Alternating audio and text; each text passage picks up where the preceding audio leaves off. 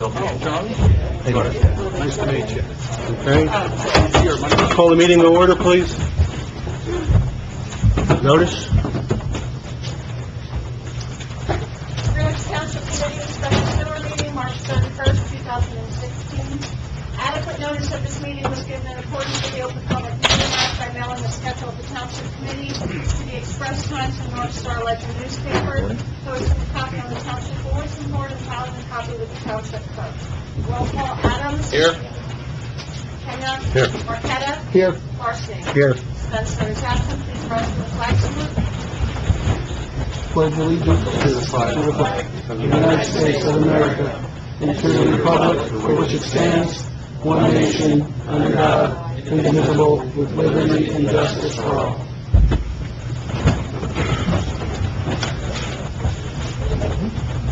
Okay, we're going to start with the public comment. Anyone who comes up, you'll be allowed 3 minutes to make a comment. There's no question and answering, just for time's sake tonight. So at this point, does anybody like to come forward now and make a comment? Make a motion to open public comment? I'll second that motion. All in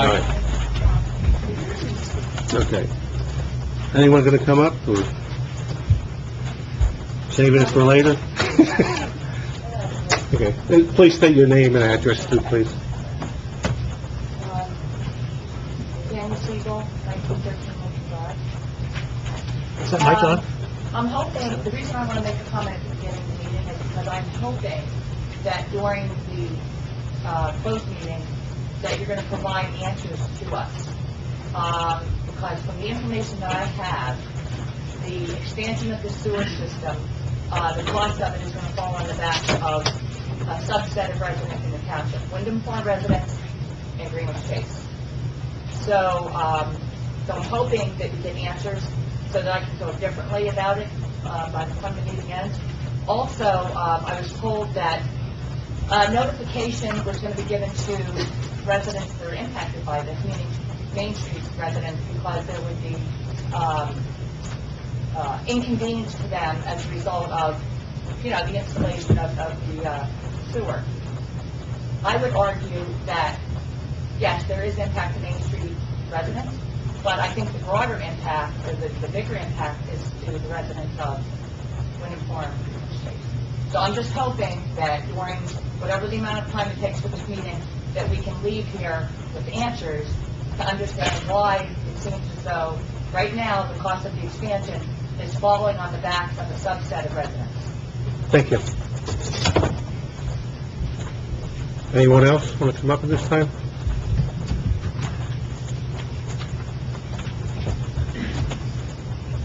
Michael Draven, 821 Thomas Farley Drive, and I live in Wyndham Farms. And I'm here that I hope that you do have a closed meeting, that you certainly think this thing through, or where the funding for the expansion of the sewer system is going to come. And I do want to say that I certainly feel it's unfair. I'm an original owner to my home. I paid for the sewer system through the builder and whatever. It was factored into the price of my home somewhere.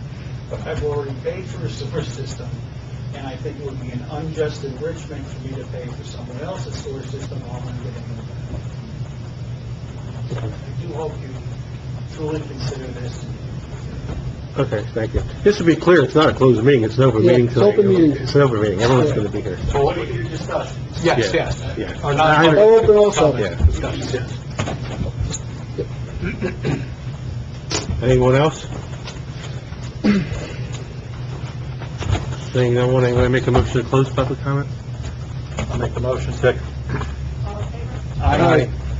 I think, before we get into it, maybe it'd be good to explain to them why we're having this meeting, like, for your members and the project. Sure, I'll start.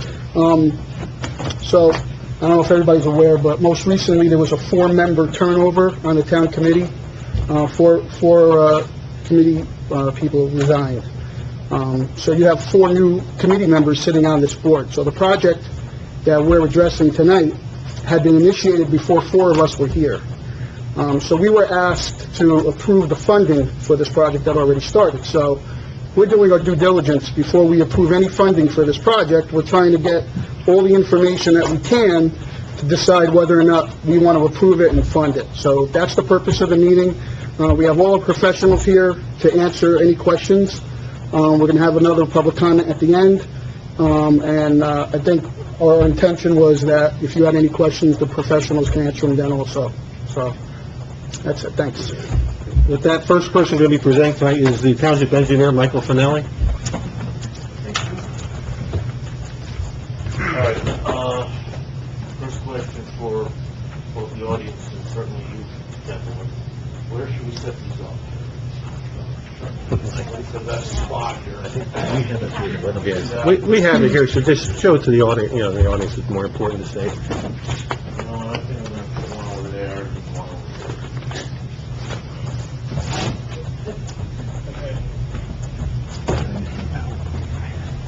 I know that would be good. I was thinking about doing that, I'm going to do all that. Sure.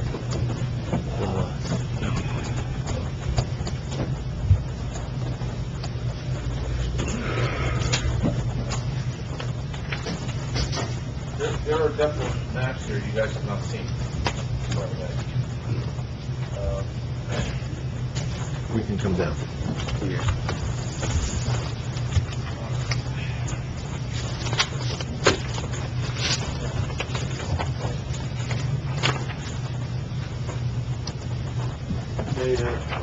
Good evening, everyone. Good to see such a turnout. We're a sewer map. Like Township Engineer, we have been involved with the project since its inception at the beginning of last year.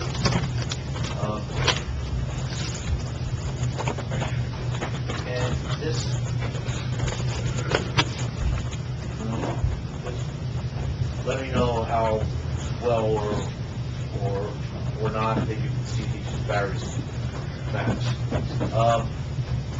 This plan here goes back to 1990. And the reason I brought this tonight was just to show everyone that the area in question, which is proposed to be sewer, which involves downtown Stewartsville, village of Stewartsville, up and down South, up and down Main Street, north and south, Washington Street, basically up to Willow Grove, and a little ways up the creek.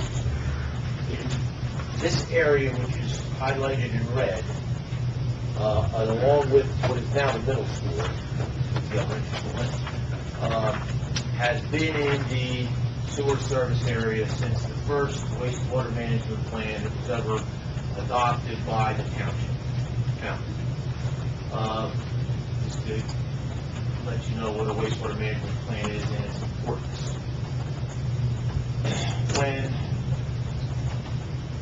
three entities, that being Toll Brothers, Dow Associates, and Milstein, brought suit against the township back in the 80s, which was ended up being settled by a builder's remedy lawsuit.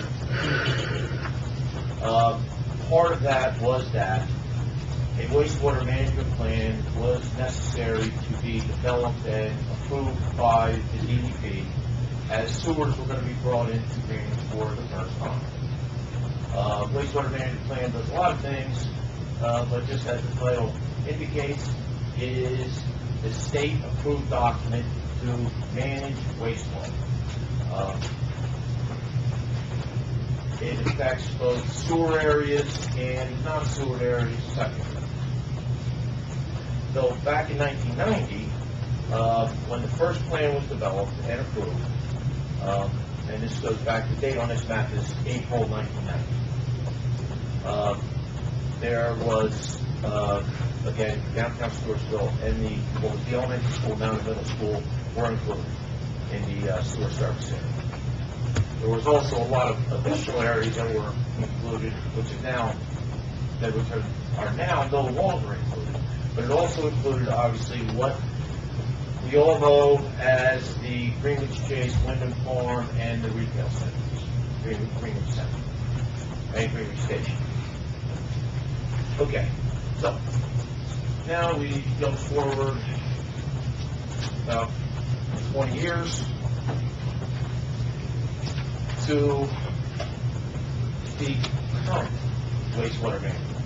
When I say current, this plan, as you look at it here, has not been approved by the state, but that's because of statutory and regulatory changes that have occurred.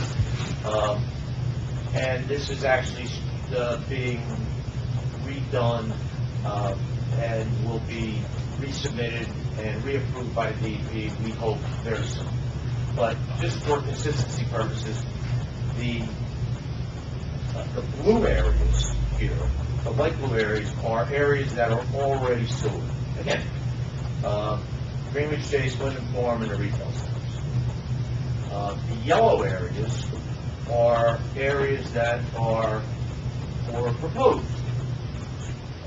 sewer service. And I mean, there's no sense wasting time talking about the other areas, but what's important is that the village, downtown Stewartsville, and the middle school, and the 20-acre exception parcel up the road, which was taken out of the Hamlin Green Acres acquisition, are still proposed and have been proposed in the current township wastewater management plan. Point being that downtown Stewartsville village has been in the plan since day one and maintains and is still currently maintained in the plan.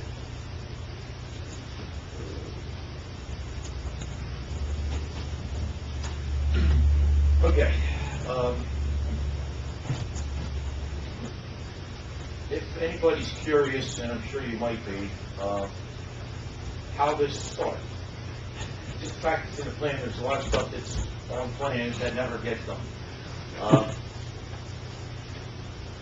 It's actually February of last year. It was in a conversation with Brent Carney earlier. We've actually determined it was February. The February committee meeting last year, a question was raised by the committee to me, like, how difficult would it be to bring sewers downtown? And I said, well, besides cost, I said, it's all set up. It's in a wastewater management plan, which is pardon me for continuing to use that, but that's a critical part of the process. And other, the funding and the authorization to obviously do all the design work and get all the DEP permits and so forth. But if, that can be worked out, we can certainly bring sewers downtown. That led to some further discussions and some research by our office. Hold me back up a second. What prompted the question was that a couple members of the township committee, and again, they are no longer on the committee, were approached by residents downtown and were told that these people could not sell their homes because they have cesspools, and you cannot sell your house with a cesspool. The regulations were changed in 2012, and if you have a cesspool, unless it's upgraded to current standards, you cannot sell your house. So that's clearly a significant impact to anybody that lives down here that has a cesspool. There are certainly conventional septics, and I'll call them modified conventional septics. It's more than a cesspool, but not a conventional septic. Conventional septic being a tank and a field. That again prompted the committee to say, like, well, why don't you do a little research and get back to us and let us know, what's involved, how we would proceed, if we want to decide to proceed, and give us some justification for the reasons, if there are any, as to why downtown should be sewered. And at this point in the discussion, I'm going to hand off to Mr. Charlie Tiedemann, who is the engineer in my office, who's our soil geotech guy and kind of been the lead engineer on this project, who's going to explain the justification as far as why, from our standpoint as the engineers, it's a good thing to sewer down. Are we going to ask questions if we know or no? No, I think we're gonna just write them down, and when we get the public comment at the end. I'm sorry. Sorry, was the response on that question or not? No question. The whole question's till next public. Good evening, ladies and gentlemen. What I'm going to do is present some technical information, not going to get too deep in it, but just so kind of simplify so you understand what we're dealing with here. And as we all live in a wonderful country where we have sewers and clean water and what have you, it's good to know that we have infrastructure available to keep our lives healthy living and life. Charlie, excuse me, let me just interject, I'm sorry to interrupt you. Just, for anyone that does not know this, there are handouts that are on that bench over there that basically are going to be the next couple maps that Charlie's going to present to the committee, which are 11 by 17s, and then there's another map that I'll get into when Charlie's done, which will be the layout of the plan. So there are some, I made a bunch of copies, I don't know how many are all, so, sorry. What I'm going to do is just kind of break it down into three topics. One is soil, what underlies the village of Stewartsville here. Second is the lot layouts, how the village developed over time and what the development looks like on the lot, individual lots. And the third is the operation of septic systems in the village right now. My first map here, plan, is a soil map that's found in the Web Soil Survey. It's put out by the U.S. Department of Agriculture. And that identifies soil types all around. Areas of clay, areas of sand. It's usually identified by these codes. And part of this survey, they also show what are the limitations for septic systems in the area.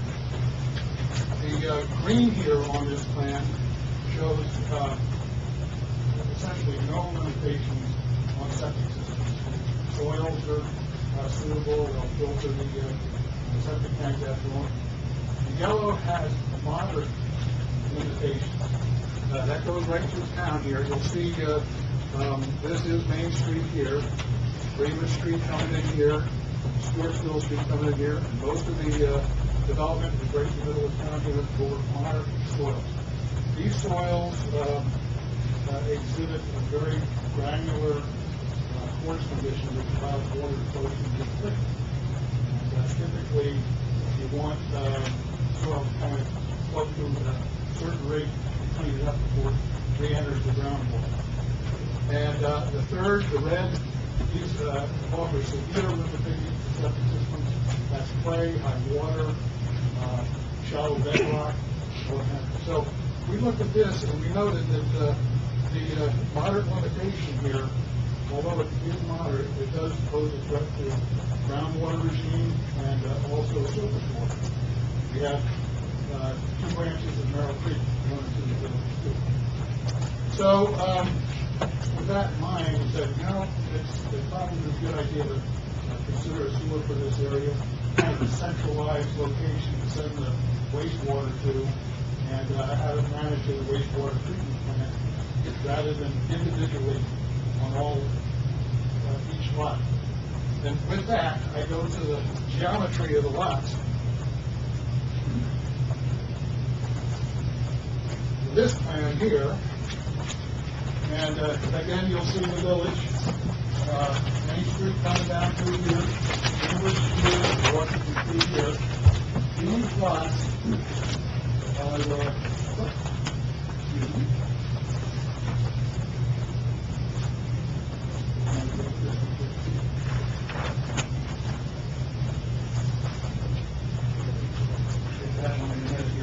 you'll see the lots here color coded. Typically, septic system, if you're going to build a septic system on a new lot, you have to have, say, 2 so that's the way most township building codes require that lot area, because you have on-site sewer control going into the well, you have to be able to make up those distance. Usually it's about 50 feet from septic system to septic system. A well to the septic system is 100 feet. Fortunately, in the village here, we have public water, so that kind of eliminates that problem. But one of the reasons we have public water is because we have on-site sewage disposal. The red lots represent lots of a quarter of an acre or less. The orange, I think everybody can see that. The orange lots here are quarter of an acre to half an acre.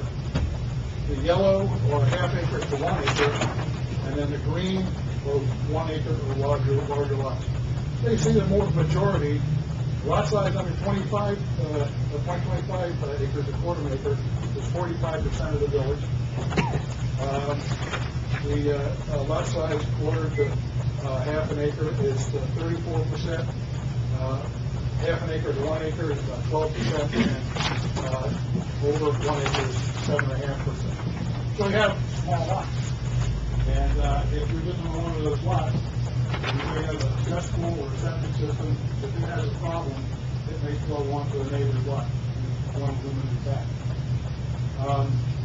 And vice versa. If your neighbor has a problem, then that's something you don't want going on your property. Health departments would manage those issues there too, but still, you don't have a lot of room to make a correction among these lots. So that kind of presents the geometry of the lot. And then, as part of our research, we went to the Warren County Health Department, including the list of lots in the village here, and wanted to inquire if there's been any applications for an alteration or a repair to that septic system. This is what we know. We have a list of all actions on the lots there from 1990 up to March 2015. So you'll see on this plan here, the green represents lots that have septic alterations. An alteration on septic system brings it up to the current standard and I believe the blue represents lots that had a repair on it. Repair is a replacement type. Say your septic tank is half take the new septic tank in place. They're the same size, same pipe elevation and everything. So that can be repaired. They allow you to do that as long as you don't have any other problems. So we looked at all this information here, and again, I just kind of read it down and centralized wastewater disposal in the country would be a very practical. Again, the wastewater in the village itself. So I think that concludes it. I have no questions later on. I hope I was simple enough with the details. So I do have a question. Yes. So the report that you referenced about the repairs, Yes. I believe that was from 94 to 2014? It was 1990 in there. Oh, okay. Probably So it took into account about 22 years or more? 2 years. Right. So I looked at the numbers, and if you look at all the homes that needed a repair or alteration, if you average that out over a year, it came out to 2 homes a year. Does 2 homes a year sound like an abnormal amount of homes that need repair? That's what you know, but what you don't know is the other problem too. I mean, we know I've done a lot of work with septic systems, on-site sewage disposal, and there are situations where people let things last for a long time. And that was one of the reasons that the cesspool rate requirement came into the code, because a lot of them were had problems and nobody would support them. All right, but you didn't, if that were the case, does 2 sound abnormal to you? I mean, it sounds probably normal, right? For this area here, we're talking about 130 homes. Okay, so 2 a year probably sounds abnormal. But Well, you mentioned stuff we don't know, so I guess that's the dilemma we're in, because we're trying to spend $2 million on something we don't know. Because two homes a year doesn't sound like a big issue. It's hard to pull the trigger on something that we don't know, so we're trying to get as much information as possible. I appreciate it. One other thing, the Merrill Creek, you mentioned that the soils are moderate and they could contaminate the Merrill Creek. Were there any studies done on the water quality at the Merrill Creek to determine? Okay. Okay, that's all I got. Thank you.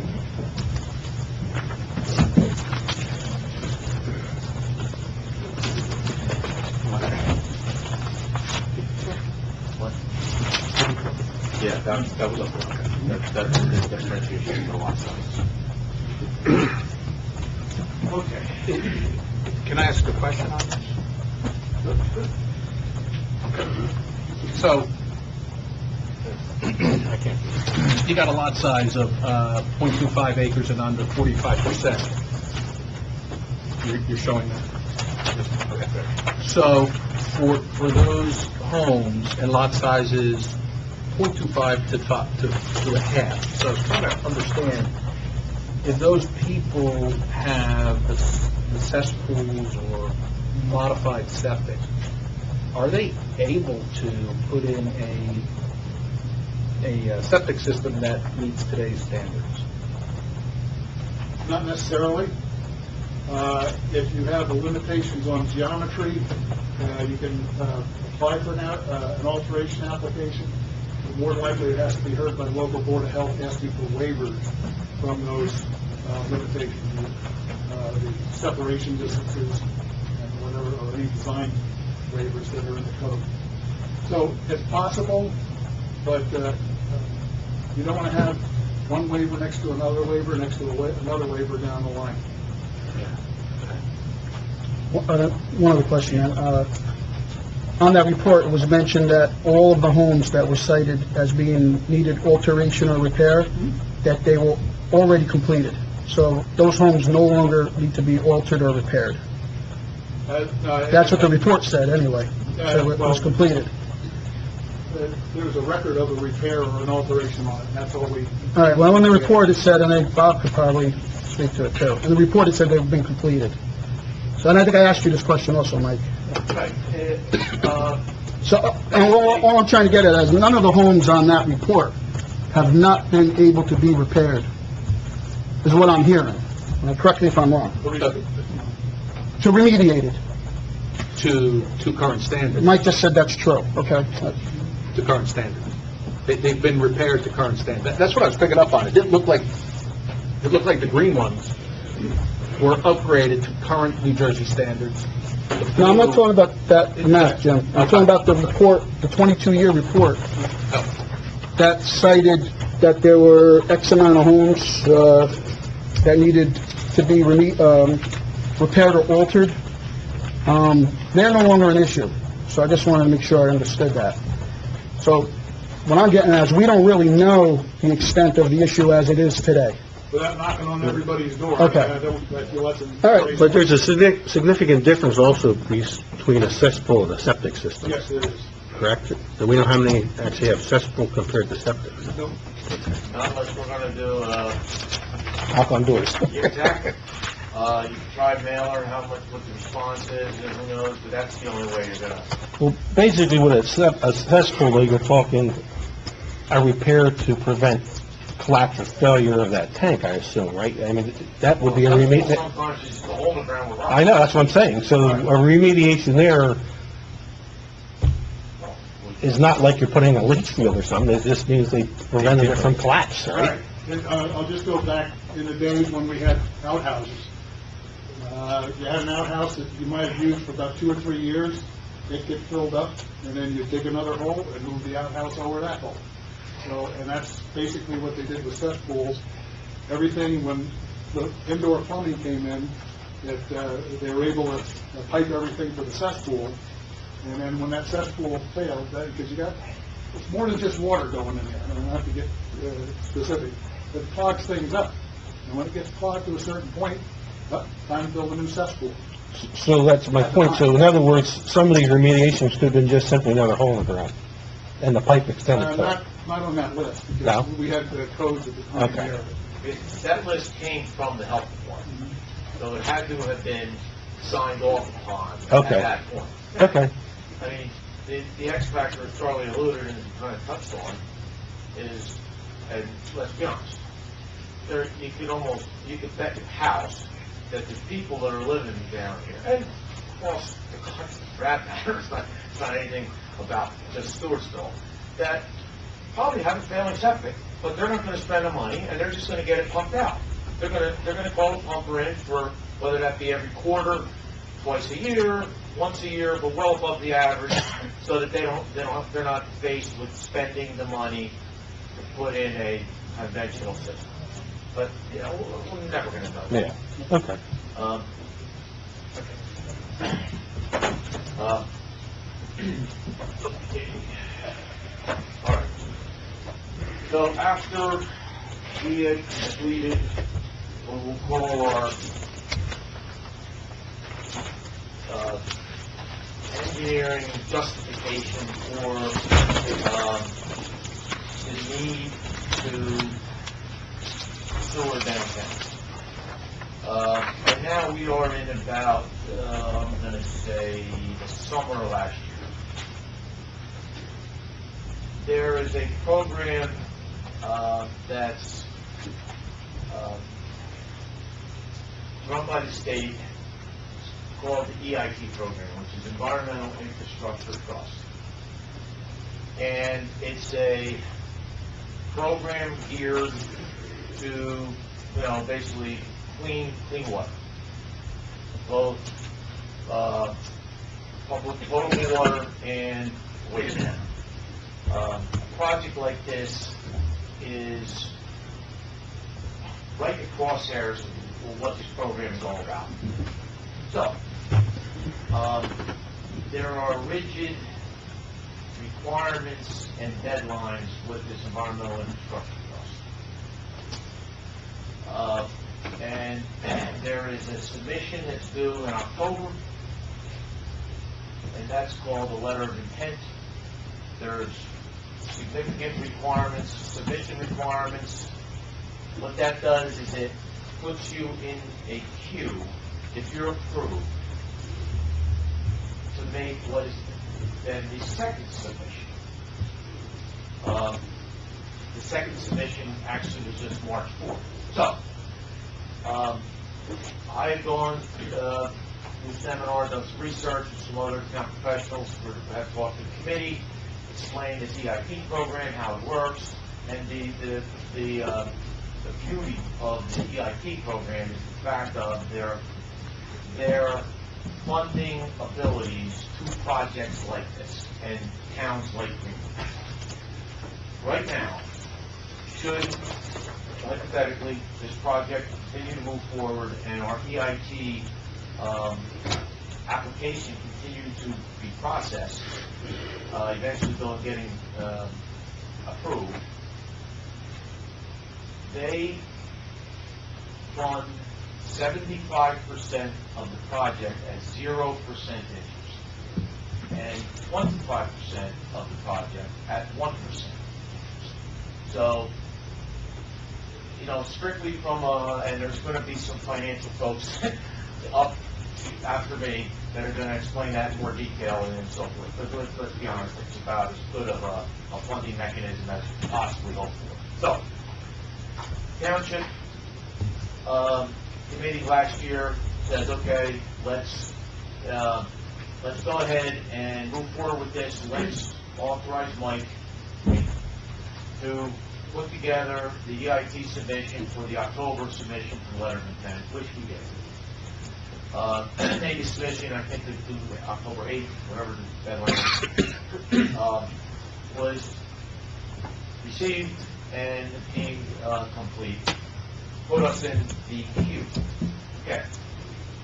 That then set up what is the second phase of the EIT application, which is what was just done and submitted actually March 4th, so a few weeks ago. After we were administratively deemed complete back in October. Again, that's about the time that there was some resignations from the committee, and the new members were coming on board. The end of October into November. Now, this project is still out there, obviously. There's been a bunch of work done. There was somewhat of a commitment from the prior committee to move this forward. And the new committee, obviously, we had tried to bring them up to speed on the project as best we could. And there's been a number of meetings and a lot of questions and emails and discussion since then, which kind of culminated in tonight's meeting, for what I hope is everyone's benefit. That's the EIT submissions have been made. All it does is put us in a queue for the 2017 funding. There was a considerable amount of engineering work and survey work that was done in conjunction with making the March submission. There's that roll of plans right there they're not final design plans, but they are significantly far along. The system is designed. There are a number of DEP permits which have not been applied for and won't be applied for. There's still a lot of work to be done, which will be done subsequent to the committee deciding to proceed with the project, and the funding, I suspect, becoming available.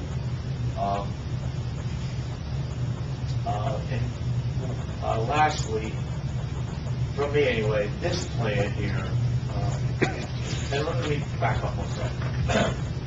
Of the 4 documents that are over on the bench, there's 3 plans, which we talked about, and then there's a spreadsheet of all block lots, and the numbers are cross-referenced on the plan. And that was developed primarily to also document where the alterations occurred and repairs occurred, but also get a good feeling for exactly what flows would be generated from the area proposed to be sewered. Because obviously the township has to secure this capacity, and obviously it has to be available through our allocation to Phillipsburg. So we did an analysis and a calculation, and it's right around 40,000 gallons per day of flow to accommodate what you see here in purple, basically. The purple properties, actually with that exception, that's not in working, are the properties proposed to be sewered. And you can see again the village, the middle school, and what would be the future firehouse would be located here. There's a few noteworthy properties that would benefit greatly from the sewer extension being constructed here. One of which is this building here, who has a failed septic.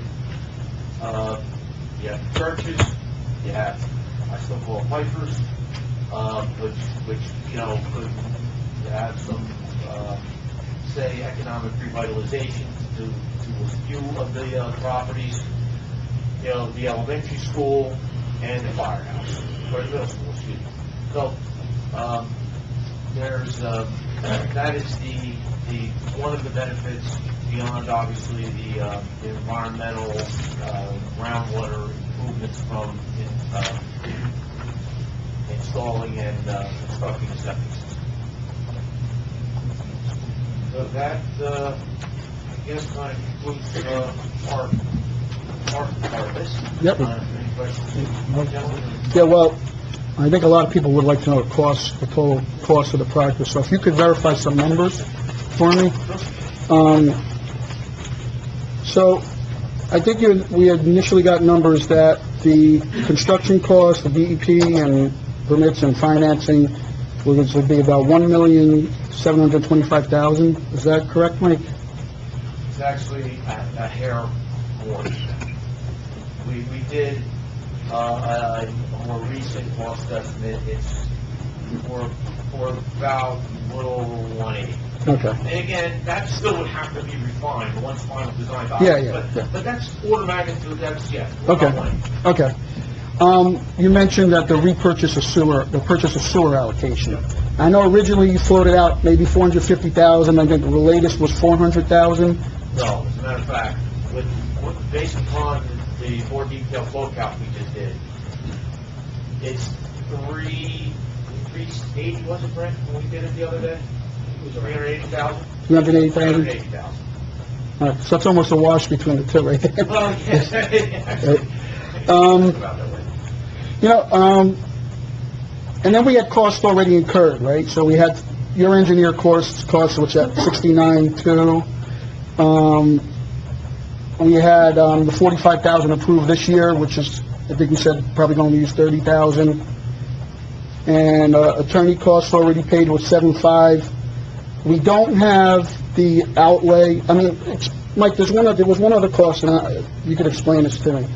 There's gonna be, somebody's gonna have to hook the line up, the sewer line to the house. The burden on that is the town gonna do it and then assess them to get paid back, or does the homeowner have to do that? Okay, we go forward with the project, and I know there's gonna be some of the other folks are gonna address this, I think, in more detail. That's actually an important question relative to the impact to the affected properties. Yeah. The project would get constructed, and there would be laterals from the sewer main, which is normally going to be in the middle of the road. They're going to go basically to the right-of-way line, to the property line, and there'll be a clean-out. It would be the property owner's responsibility to, if they need to reroute the plumbing or whatever they need to do, hypothetically, they could have a septic in the backyard and all the plumbing's going out the back. Now they got to reroute it and bring it out to the front. Right. That would be their expense. That's... So, because I thought you originally said that the town may do it and then assess them and have it paid back. Well, go ahead. Yeah, we're jumping ahead a little bit on the agenda. All right, John, we could wait on that. But just to answer that question, what you're talking about is something that Mr. Drakowitz, your bond counsel, will address, the possibility of doing a special sewer assessment against the homeowners for the difference in the appraised value of their properties that will result from the direct benefit of the sewage infrastructure going down the street with the lateral connecting to the individual lot. The cost of hiring a licensed plumber is the homeowners put in the building connection or the home connection. And there is and I'll get into it more detail in my discussion, but there is a mandatory hookup ordinance on the books in Greenwich that has existed since 1996, which, as currently written, requires that if there is a public sewer going down the street with these laterals, it is mandated that the homeowner hook up within 30 days. Now, that's not to say that ordinance cannot be modified if the Township Committee so desires that the project goes forward. There's a number of options that can be done with that mandatory hookup ordinance. One of which would be if somebody has a new septic system that they put in, you could allow for an exemption in the hookup ordinance for that. You could also, or if there's a financial hardship for that, you could amend the ordinance to provide that the mandatory hookup, if a hardship is determined, that you don't hook up until your septic system fails, or you sell the house, whatever occurs first. But I can get into that. And that would then alleviate if there is a financial hardship, from actually paying for that house connection and the connection fee that we'll get into much later, until it's absolutely necessary or until you sell the house. That way it's not a burden on the homeowner. Yeah, but, okay. But the reason for that ordinance, I think, is to justify the cost of the sewer project. If people aren't going to hook in... Well, the special assessment occurs irregardless of whether or not you actually tie in or not. Under the law, that's absolutely the case, including vacant lots, because the law recognizes that there is a immediate benefit to having the public sewer available. Whether the person volunteers to do it is their decision. Okay. But it does not affect, if you were to go, if there's a number of ways you can go. If you go the special assessment route for that, it would not impact that. So, Mike, totaling up all that, I come up with the total cost, and I know you mentioned there's easement costs that we're gonna have to incur in the future, and there's gonna be more soft costs down the line. Yeah. So without even knowing that, without even knowing that, totaling up what we've already spent, the construction and the sewer reallocation, I'm at $2.2 million, the total cost of the project, and that's without this one, because I know a lot of people want to know, what's at the end of the day, what's this thing gonna cost? You know, at the end of the day, what it will actually cost will also depend on, you have to bid this project out. This is governed by the local public contracts law. So the actual, what Mike is talking about is an estimated cost. What the actual cost will never be known until you actually award a contract to the lowest responsible bidder. This is an estimated cost. These are all estimates. All right, so the estimated cost is what I'm coming up right now is 2.2 for the total project. The $380,000 for secured capacity, yes. Yeah. All right, okay. But we'll get to this with the bond attorney. Okay, that's all, thank you. Mike, the money that we've already, the fees we've already incurred, $69,000, $45,000, $75,000, where's that money coming from? Sewer account? Yes. Okay. Will that, It's my understanding, I think the CFO and the auditor can better address where that's getting paid. will that be replenished from the bond issue? I'll talk to that. You talk about that? Okay. And one final comment, I'm going to sit down, which is kind of an important part of the discussion, so my apologies. The other plan and this plan here show the actual infrastructure, the piping in red. Basically, everything is gravity flow down to the middle school, where there will be a pump station which will pump it up to Greenwich Street, then it runs down Greenwich Street and it ties into a manhole in Valerie Place in Wyndham Farm. That's how the sewer system will work. There are 3 stream crossings of the Mineral Creek. Of course, will require some pretty advanced and involved DEP permitting. But it's all gravity flow until you get down to the middle school. There will be a pump station, which we showed on the plan right here. It's going to be relocated. Probably another area on the school property, but not right adjacent to this home. Pumped up Greenwich Street, down to Valerie, and to that manhole. And that's the route that the system will take. Like that just brought, sorry.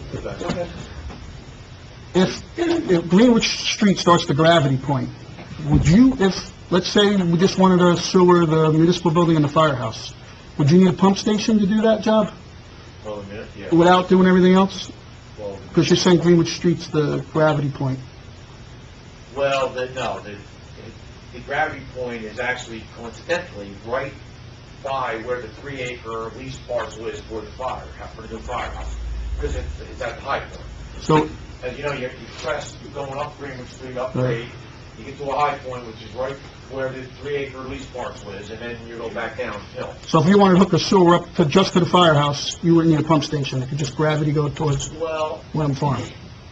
yes, but if you would never, I would never recommend or suggest a sewer for the firehouse, because you're going to spend a ton of money running that line all the way to tie into Wyndham Farm.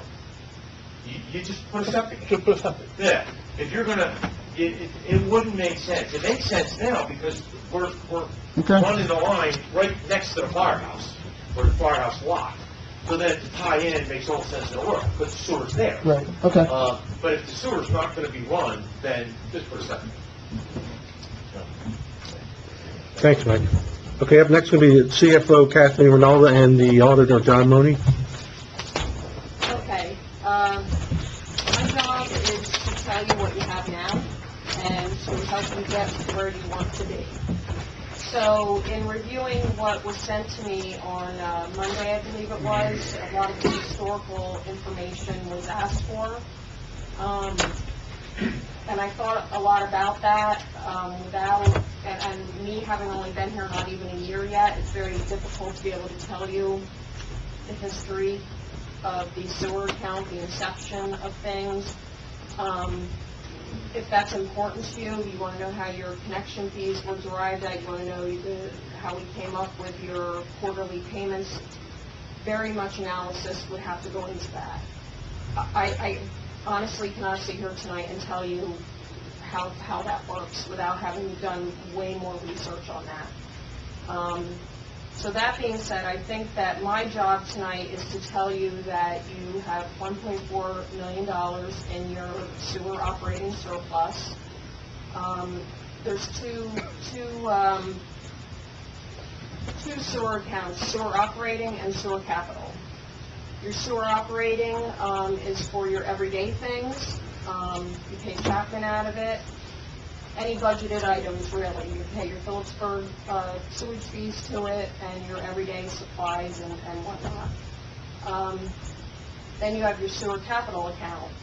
Every year you budget money in your sewer operating to move into your sewer capital account to be able to pay for big ticket items like sewer projects, trucks, equipment, larger items.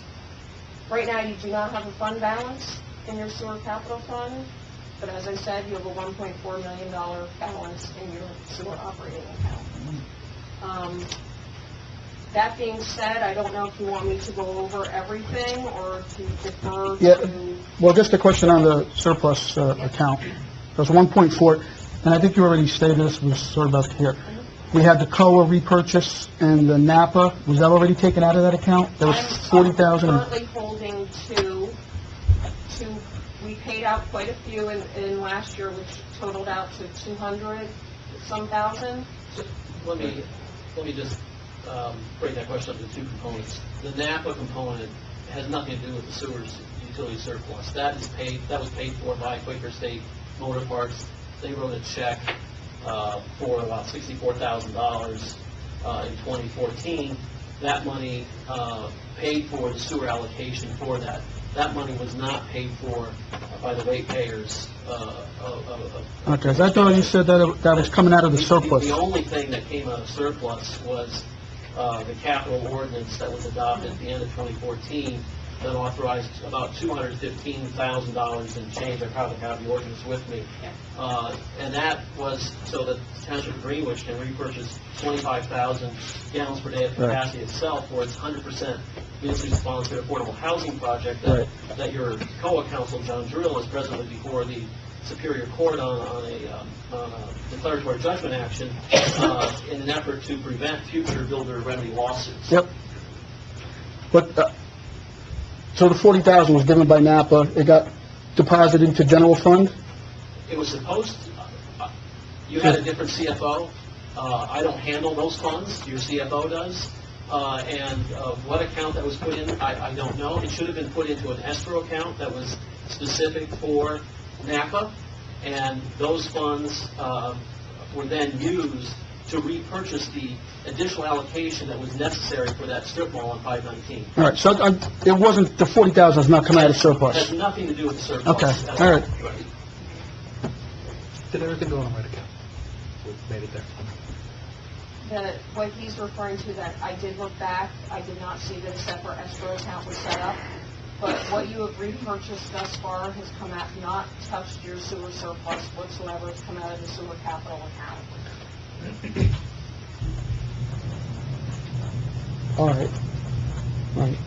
So the $40,000 is coming out of the sewer capital account. Right, whatever, I think there's two Well, things it's remaining to pay. the 215.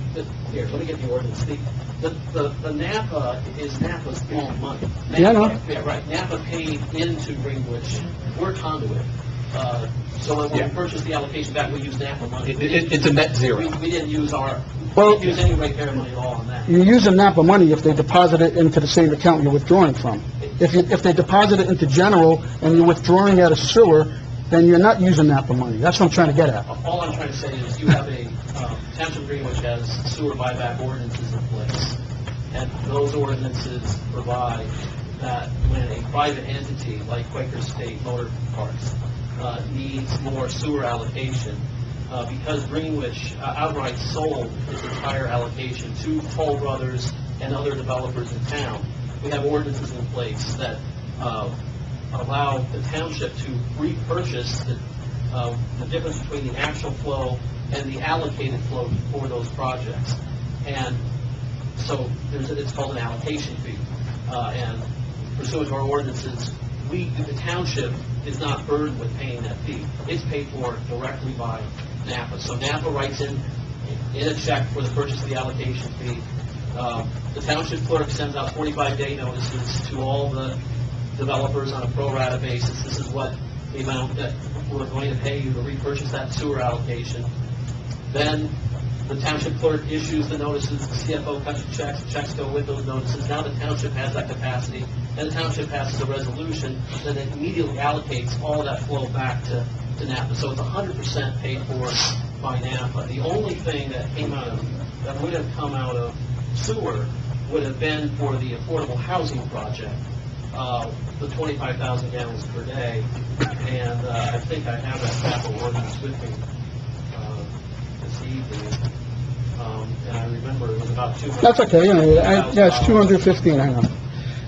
All right, I don't, follow up, I don't want to belabor it. To me, if you're putting it in the general fund and you're paying the 40,000 out of the sewer fund, then you're not, it's coming from a fund that's being contributed by the sewer district. Okay? No, it wasn't, not one penny of the money that NAPA used to repurchase the sewer allocation would have come from any ratepayer in town. None of it. If that sewer allocation was paid for directly by NAPA. So it didn't come out of the sewer trust fund? I don't... Money in, money out. Yeah, it's a All right, net zero, Frank. Yeah, but Jim, nobody told me that the money was deposited, the 40,000 that NAPA... Okay, so you're looking for reconciliation on the 40 grand? Yeah, You think yeah. it went to a wrong account? I think, what I'm hearing is it went to general fund, and then the 40,000 to pay... Okay, he can't answer I that. have no idea what She fund it can. went into. If you know what had occurred at that Bottom period of line time. is, it's money in, it's like if Jim paid your car loan and you paid him back, that's the bottom line. The money was in, Yeah, but out. that's not his It's question. not the bottom line. So, It's, what it is, it would wind up setting up an interfund. If it was deposited into the wrong trust, it should have gone Speak into louder, please. Sure.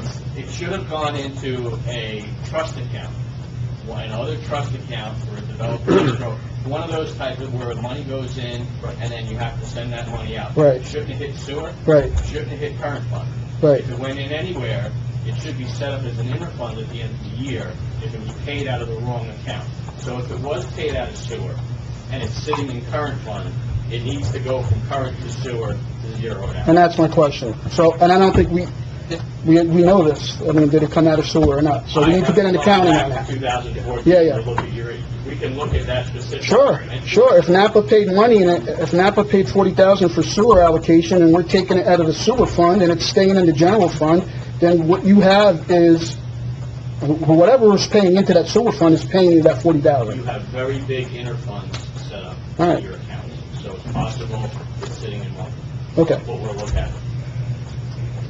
Right, in terms of just ordinances in town, the amount was $215,767.92 was appropriated from the sewer capital fund surplus for the purpose of affordable housing. That should be the only money that was taken out of the sewer fund capital. when was that done, Brad? That ordinance is 2014-05, and it was passed on December 30th of 2014.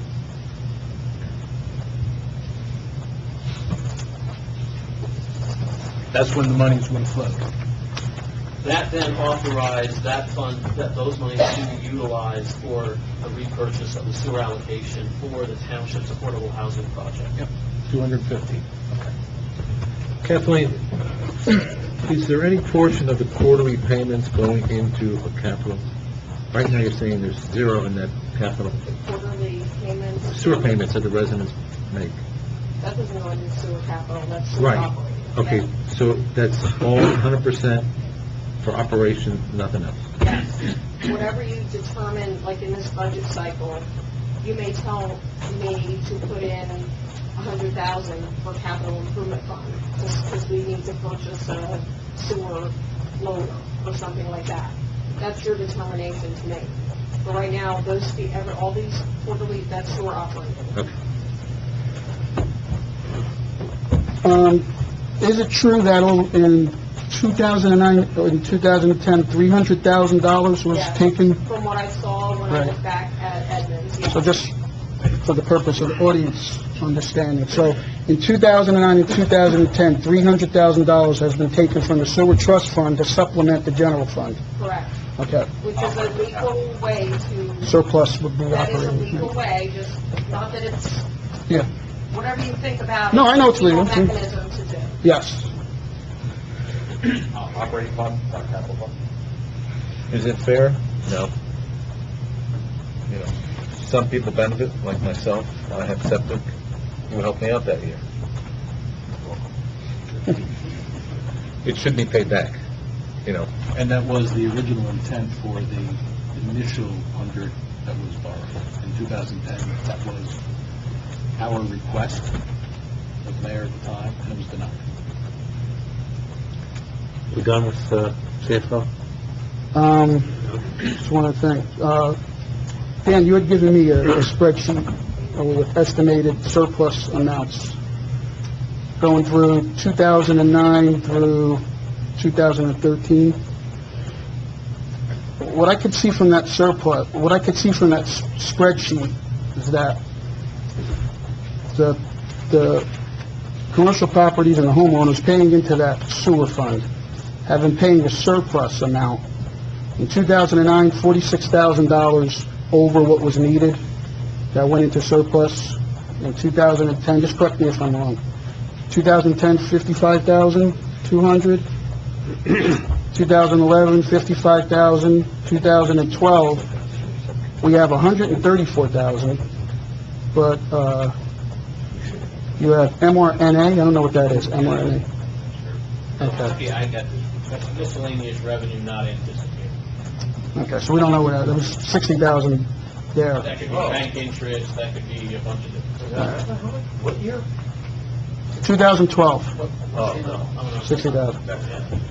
Well, the difference there was 74,000, so at least 74,000 was a surplus amount, taking that aside. So what I calculated was, over 5 years, without the mRNA, there's been an accumulation of $290,000 into the surplus fund by overpayments from the residents and the commercial properties into that fund. So a lot of that money, if you extend that out over the years since its inception, that 1.4 million probably contains a lot of overpayments and surplus from the homeowners and the commercial properties. Isn't that correct?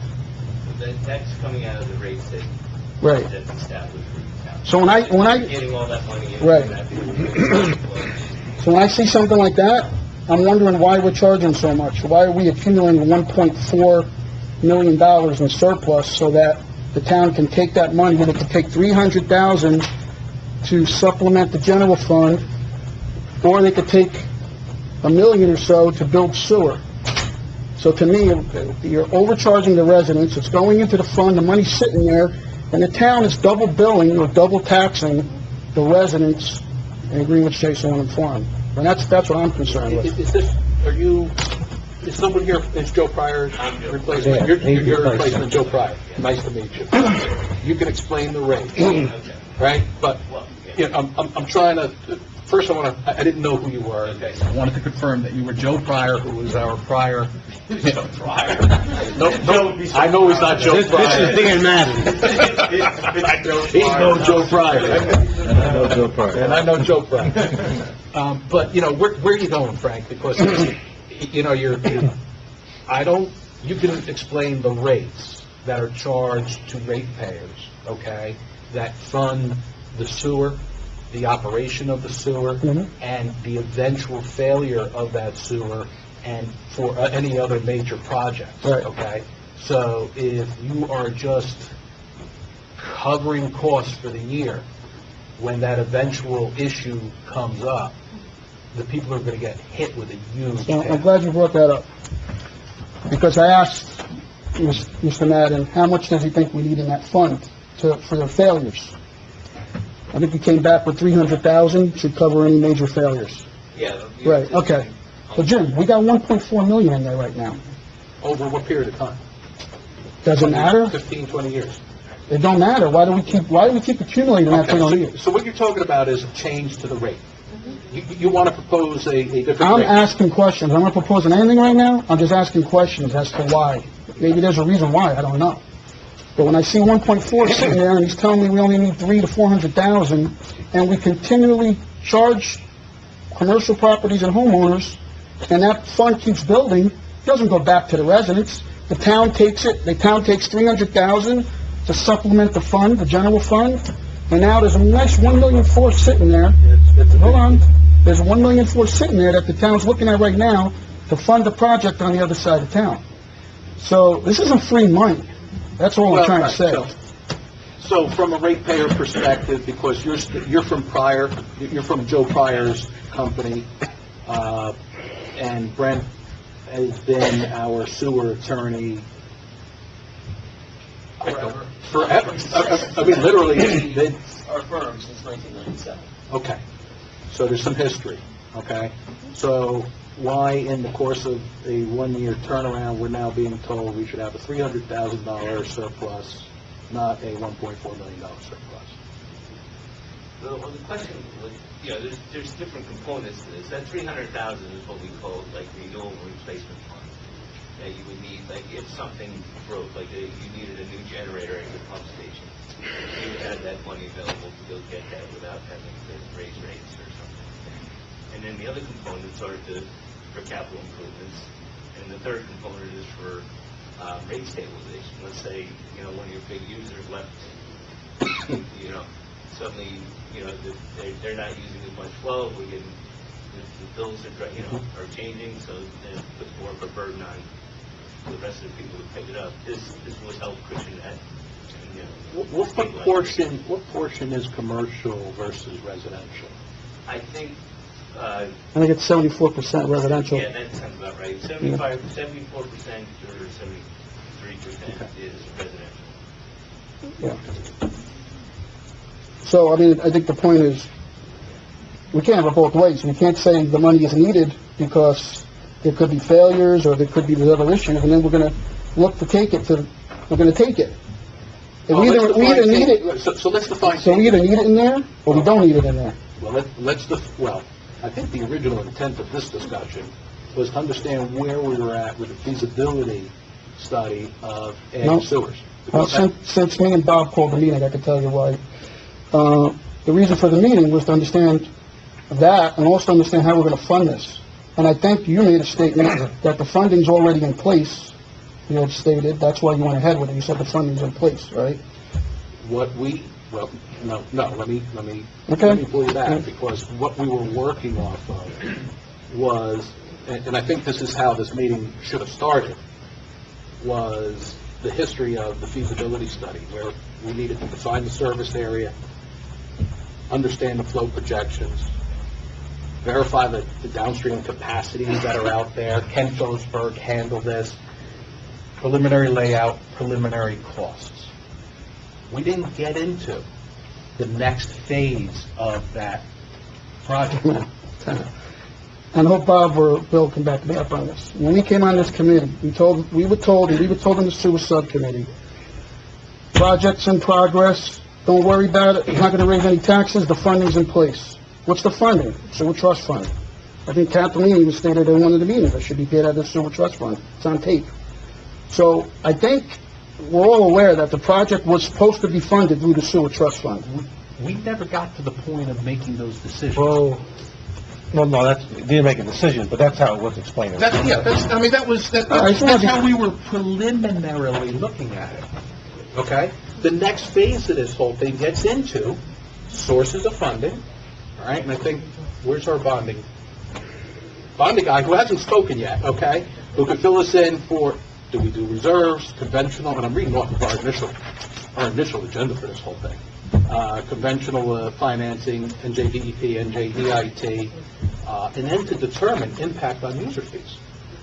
And do we even control what user fees we put out It's not there? just impact on user fees, it's taking money that users have put in the fund. They were We haven't overcharged. gotten to that point of figuring that out, is my point. We've speculated, yes, Okay? okay, with the information we had from, I don't know, April? When did we have bonding guy come in? May, June? Well, I think it was, It's probably June, July, right? I think it was, Later than that? I think it was September, because then we went several months without meeting at all because of the resignations on the township committee. That might have been, Yeah. So I think we're at, the point where we want to hear from the bonding attorney and understand the funding sources. Oh, absolutely. Okay, so, Brett, do you want to say anything first before he goes? 'Cause you're ready. Go, Okay. I'm fine, I'm here to explain sewer user fees, connection fees, whether, how referendum works, so on, so. Okay.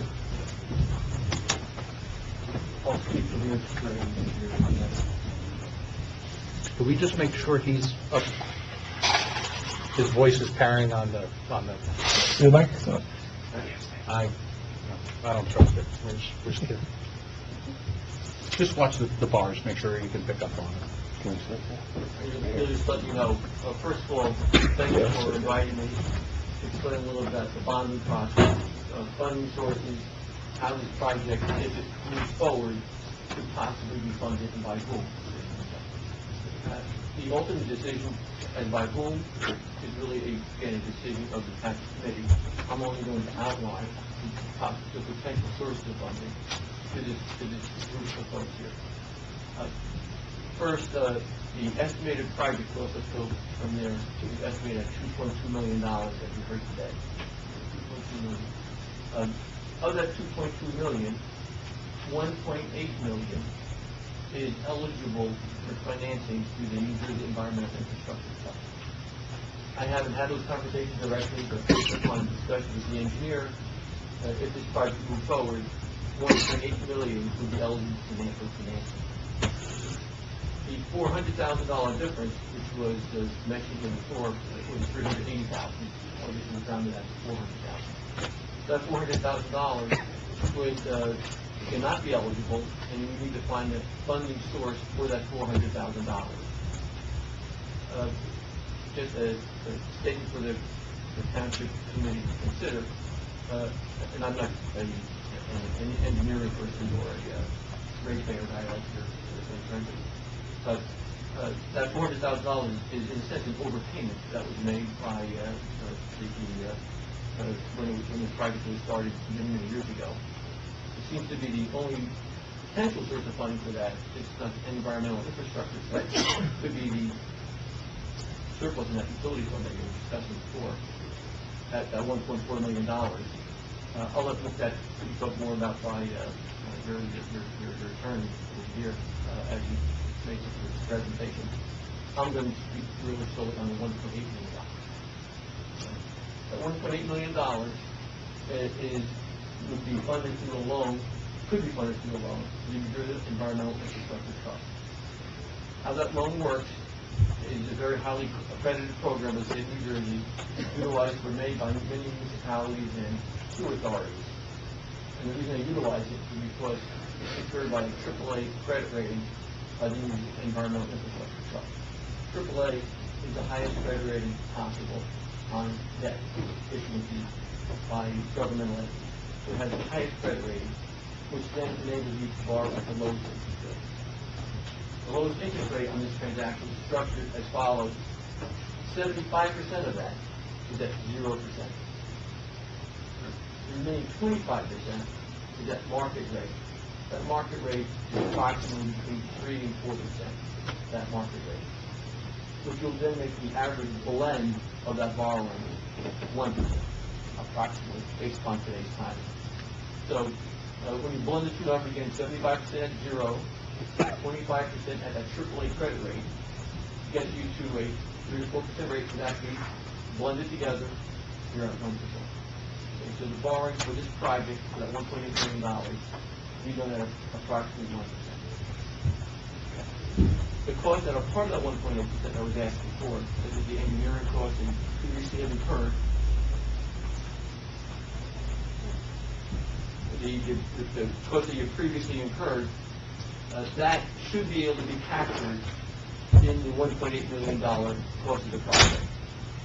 So that $1.8 million, any pre-cost that you've incurred so far, does not need to be out of your current fund of the sewer or current fund of your town. It should be put together and charged to the bond when issued. Okay? So there's no current cost immediately incurred. That's $1.8 million. It will be all in based upon the numbers today. That can be borrowed for a term of either 20 or up to 30 years. It has been 20 for years for the longest time. Last year, we had changed the law that made you have an ability to finance that over 30 years.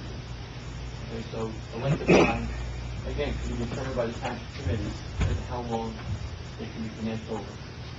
Okay, great. What's our approximately saying? Because it's 35% at zero. I bet 20 versus 30. 25% is a little higher. I think it's a little higher, maybe 1.1%, 1.2% to go longer. But again, 75% at zero for 30 years is a big number to borrow. So almost an interest-free loan, almost. The big discussion here is how who will pay the $1.8 million back. I'm sorry. They're not hearing the You want to just use a microphone? Like move this off to the table or something?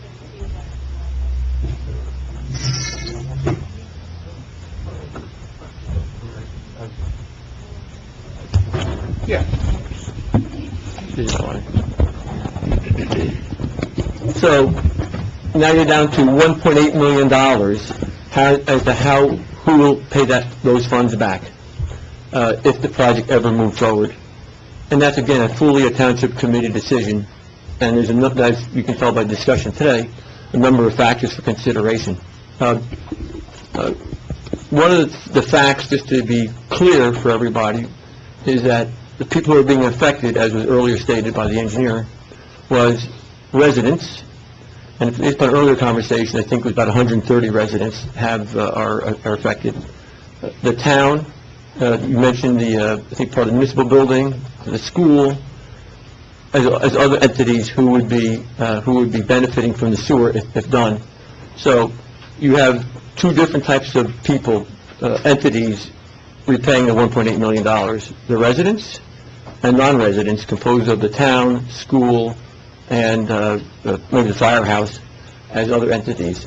So the first decision that could be considered by the Township Committee is, out of the $1.8 million, based upon whatever analysis is being done, how much of that is really on the residents, or how much of that is on the town or the school? So there could be some type of allocation to be considered by the governing body. Let's say there's a consideration made. The remaining difference, both entities who have to pay back, the residents and the non-residents, could partake in this loan through the NJIT, and it could be divided in two, where one set of numbers is going to be paid by the residents, a number of X, and the remainder could be Y. Two bonds can be created, one bond that represents the town piece, and another part that represents the residents piece.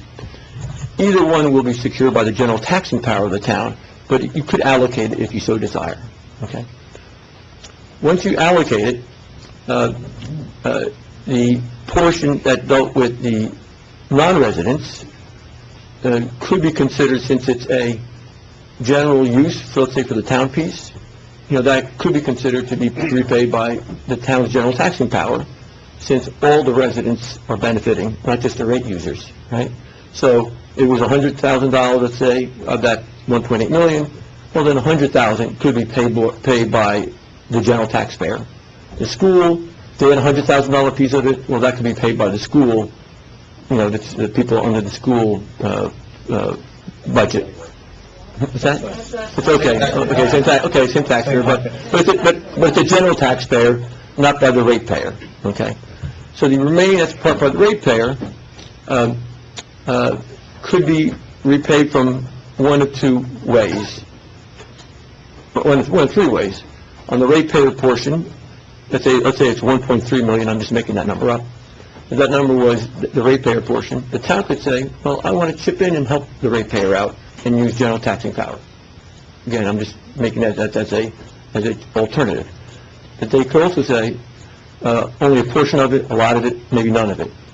Or, I want the utility fund that's created to pay for it, right? That's a consideration by the governing body. And when I say pay for it, I'm not necessarily saying pay 100% of it. It could be 5%, 10%, 30%. But it's a funding possibility by the rate utility, which was discussed earlier, maybe last year, as the source of funding. That could definitely be the source or a source.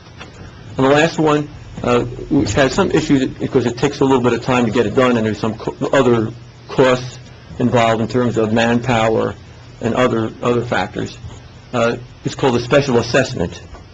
Special assessment is generally done where an appraisal will be done of the properties affected, and if the appraisal shows that the property is benefiting by $20,000, let's say, as a number, the Township Committee could say, I'm going to specially assess those residents the full $20,000. They could also say, I'm going to specially assess them only $5,000 or $10,000. And if that is done, it's a charge against the household over 20 or 30 years, as I mentioned before. However, if you do sell the house during that time frame, which is likely since people turn over fairly quickly, generally, it would have to be repaid upon the sale. So if you sold the house in year 6, you'd have to pay off that lien. Let's say it was $8,000. You'd have to pay it off at that time. Okay. Again, there's some fairness issues that I'm not going to get into technically as to whether it's a good or not a good idea. I just wanted to bring it out to the Township Committee that that's just a financing alternative. So, for the consideration. So in other words, if you don't want to touch any of the surplus, because maybe you want to use that for other purposes, rate reduction you had alluded to, Frank, you don't want to touch that sort of surplus, what bond counsel, if I'm hearing this correctly, is that it may be equitable to charge a special assessment on the homeowners that are directly benefited by the increase in the appraised value that will result to their homes by hiring an appraiser that will appraise the value of each of those lots before and after the sewer.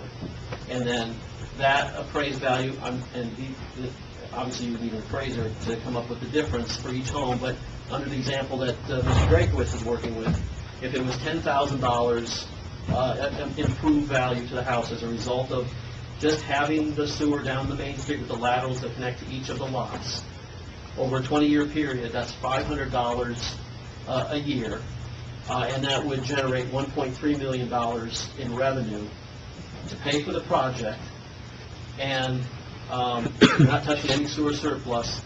Then with respect to this municipal building, the firehouse, new firehouse to be constructed on that new property that the town is leasing, right?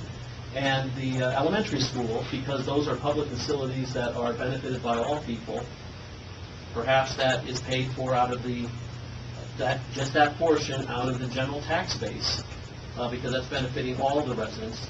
And you haven't touched your sewer surplus. And under the statute, by the way, this is all governed by state statutes. The surplus, the connection fees and the sewer user fees, which I'll talk about in greater detail when it's my turn.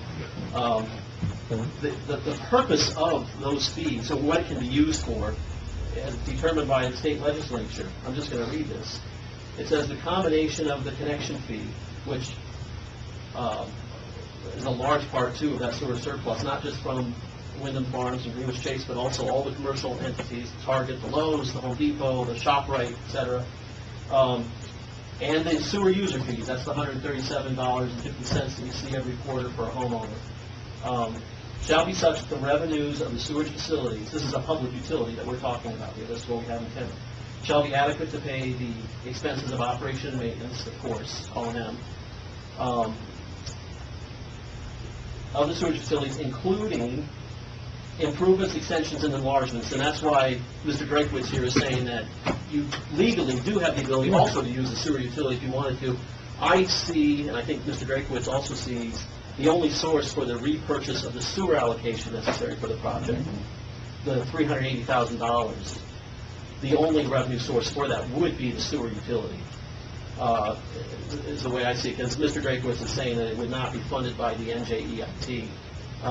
And it's also how you purchase the allocation that was necessary for the affordable housing project. So the surplus there, I mean, I understand Mr. Madden is saying $300,000, but with the 1.4, if you took 400 out, now you're left with $1 million. If you need 300,000 in there, now you got 700,000 that maybe results in, maybe a rate reduction. I'm not gonna, suggest that that's what you should do. And it's to be used for replacements of sewage facilities, the reserves, insurance, principal and interest on any bonds, maintain reserve of sinking funds as required by any bond covenants or any contracts. That is the purpose of what the sewer user fees and those connection fees are supposed to be used for. And under that program where you do a special assessment and for those homeowners, because they're going to directly benefit with that appraised value, charge them that difference. It becomes a lien on the property. That's why if the house is sold, it has to be paid upon the sale of the house. And you're going to pay the rest out of maybe it's a 1 cent per $100 worth of assessment increase generates about $60,000 in revenue in town. Pays for the municipal building, the firehouse, and the elementary school. I think that may be the most fair and equitable way to approach this entire project if that's the way. This is all policy decision. Yeah. All of this is a big policy decision by the Township Committee. It's not a legal determination. These are just the legal mechanisms that are available to the Township. I think one thing to add, just to put it in a parameter, we had, there were some preliminary numbers run by the New Jersey Environmental Trust professionals that show that on a 20-year loan, that the all-in-all repayback, including the 0% loan and the market loan, comes to, on a 30-year loan, $70,000 per year for 30 years. On a 20-year loan, approximately $100,000 a year for 20 years. In terms of what the numbers show that were shown to us, so that just gives you a little bit of the visual as to what the cost would be for the project, potentially to be divided up through multiple sources on it. One more time on the number, there's 20... 20 years is $100,000 of debt service, debt principal and interest, and for 30 years it's about $70,000 per year for 30 years. Again, those are estimates based upon 1.725 is what the numbers, what they had at that point in time, $1,725,000. So we're getting close to the user impact here, right? I'm assuming. So if one of you said $500 a year. Well, this is just an example. If the appraised value comes in for each of the lots at a $10,000 appraised value increase to each of the lots, that $10,000 can be divided up over the term of the loan, which would be a 20-year loan. I don't think the statute goes longer than 20 years. Not for special assessment, it's correct. It's 20 years, right? So it would be paid out as a maximum of 20 years. That would be $500 a year. For 20 years, it's $10,000. You have 130 plus lots. And that literally pays for the entire project. That pays for that. Under that scenario, that pay for 1.3 million of the project. What you're not paying for yet is the sewer for this municipal building, the elementary school, and the firehouse.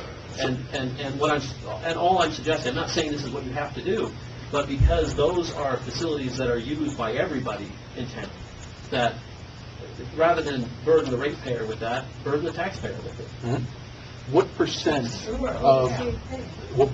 Excuse me. Well, no, it's not. No, it's very different. It's very different. Because my understanding is that, and I could be wrong with these percentages, but only 40% of the population in this town is served by public sewer. So only 40% of the population are ratepayers. And those ratepayers are also taxpayers. So you have 60% that are not in that are taxpayers. What percent of how do you figure out what's the fair allocation? Because there are public buildings being benefit from this sewer. What's a fair way to assess? Is it based on flow? Is it based on, how do you determine? I think it would, that's a good question. It would require a sound engineering judgment. And I think it includes more than just the flow, but the actual cost of the infrastructure necessary for each of those. I did it by flow, and I was at 10-15%. And I don't know any better. So you have Kathleen, I threw out 1 cent.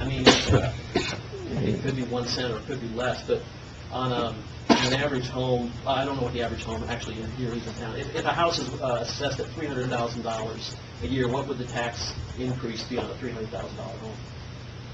So 1 cent, you're looking at a $30 increase for the year. $30 increase. $272,000 is the average home.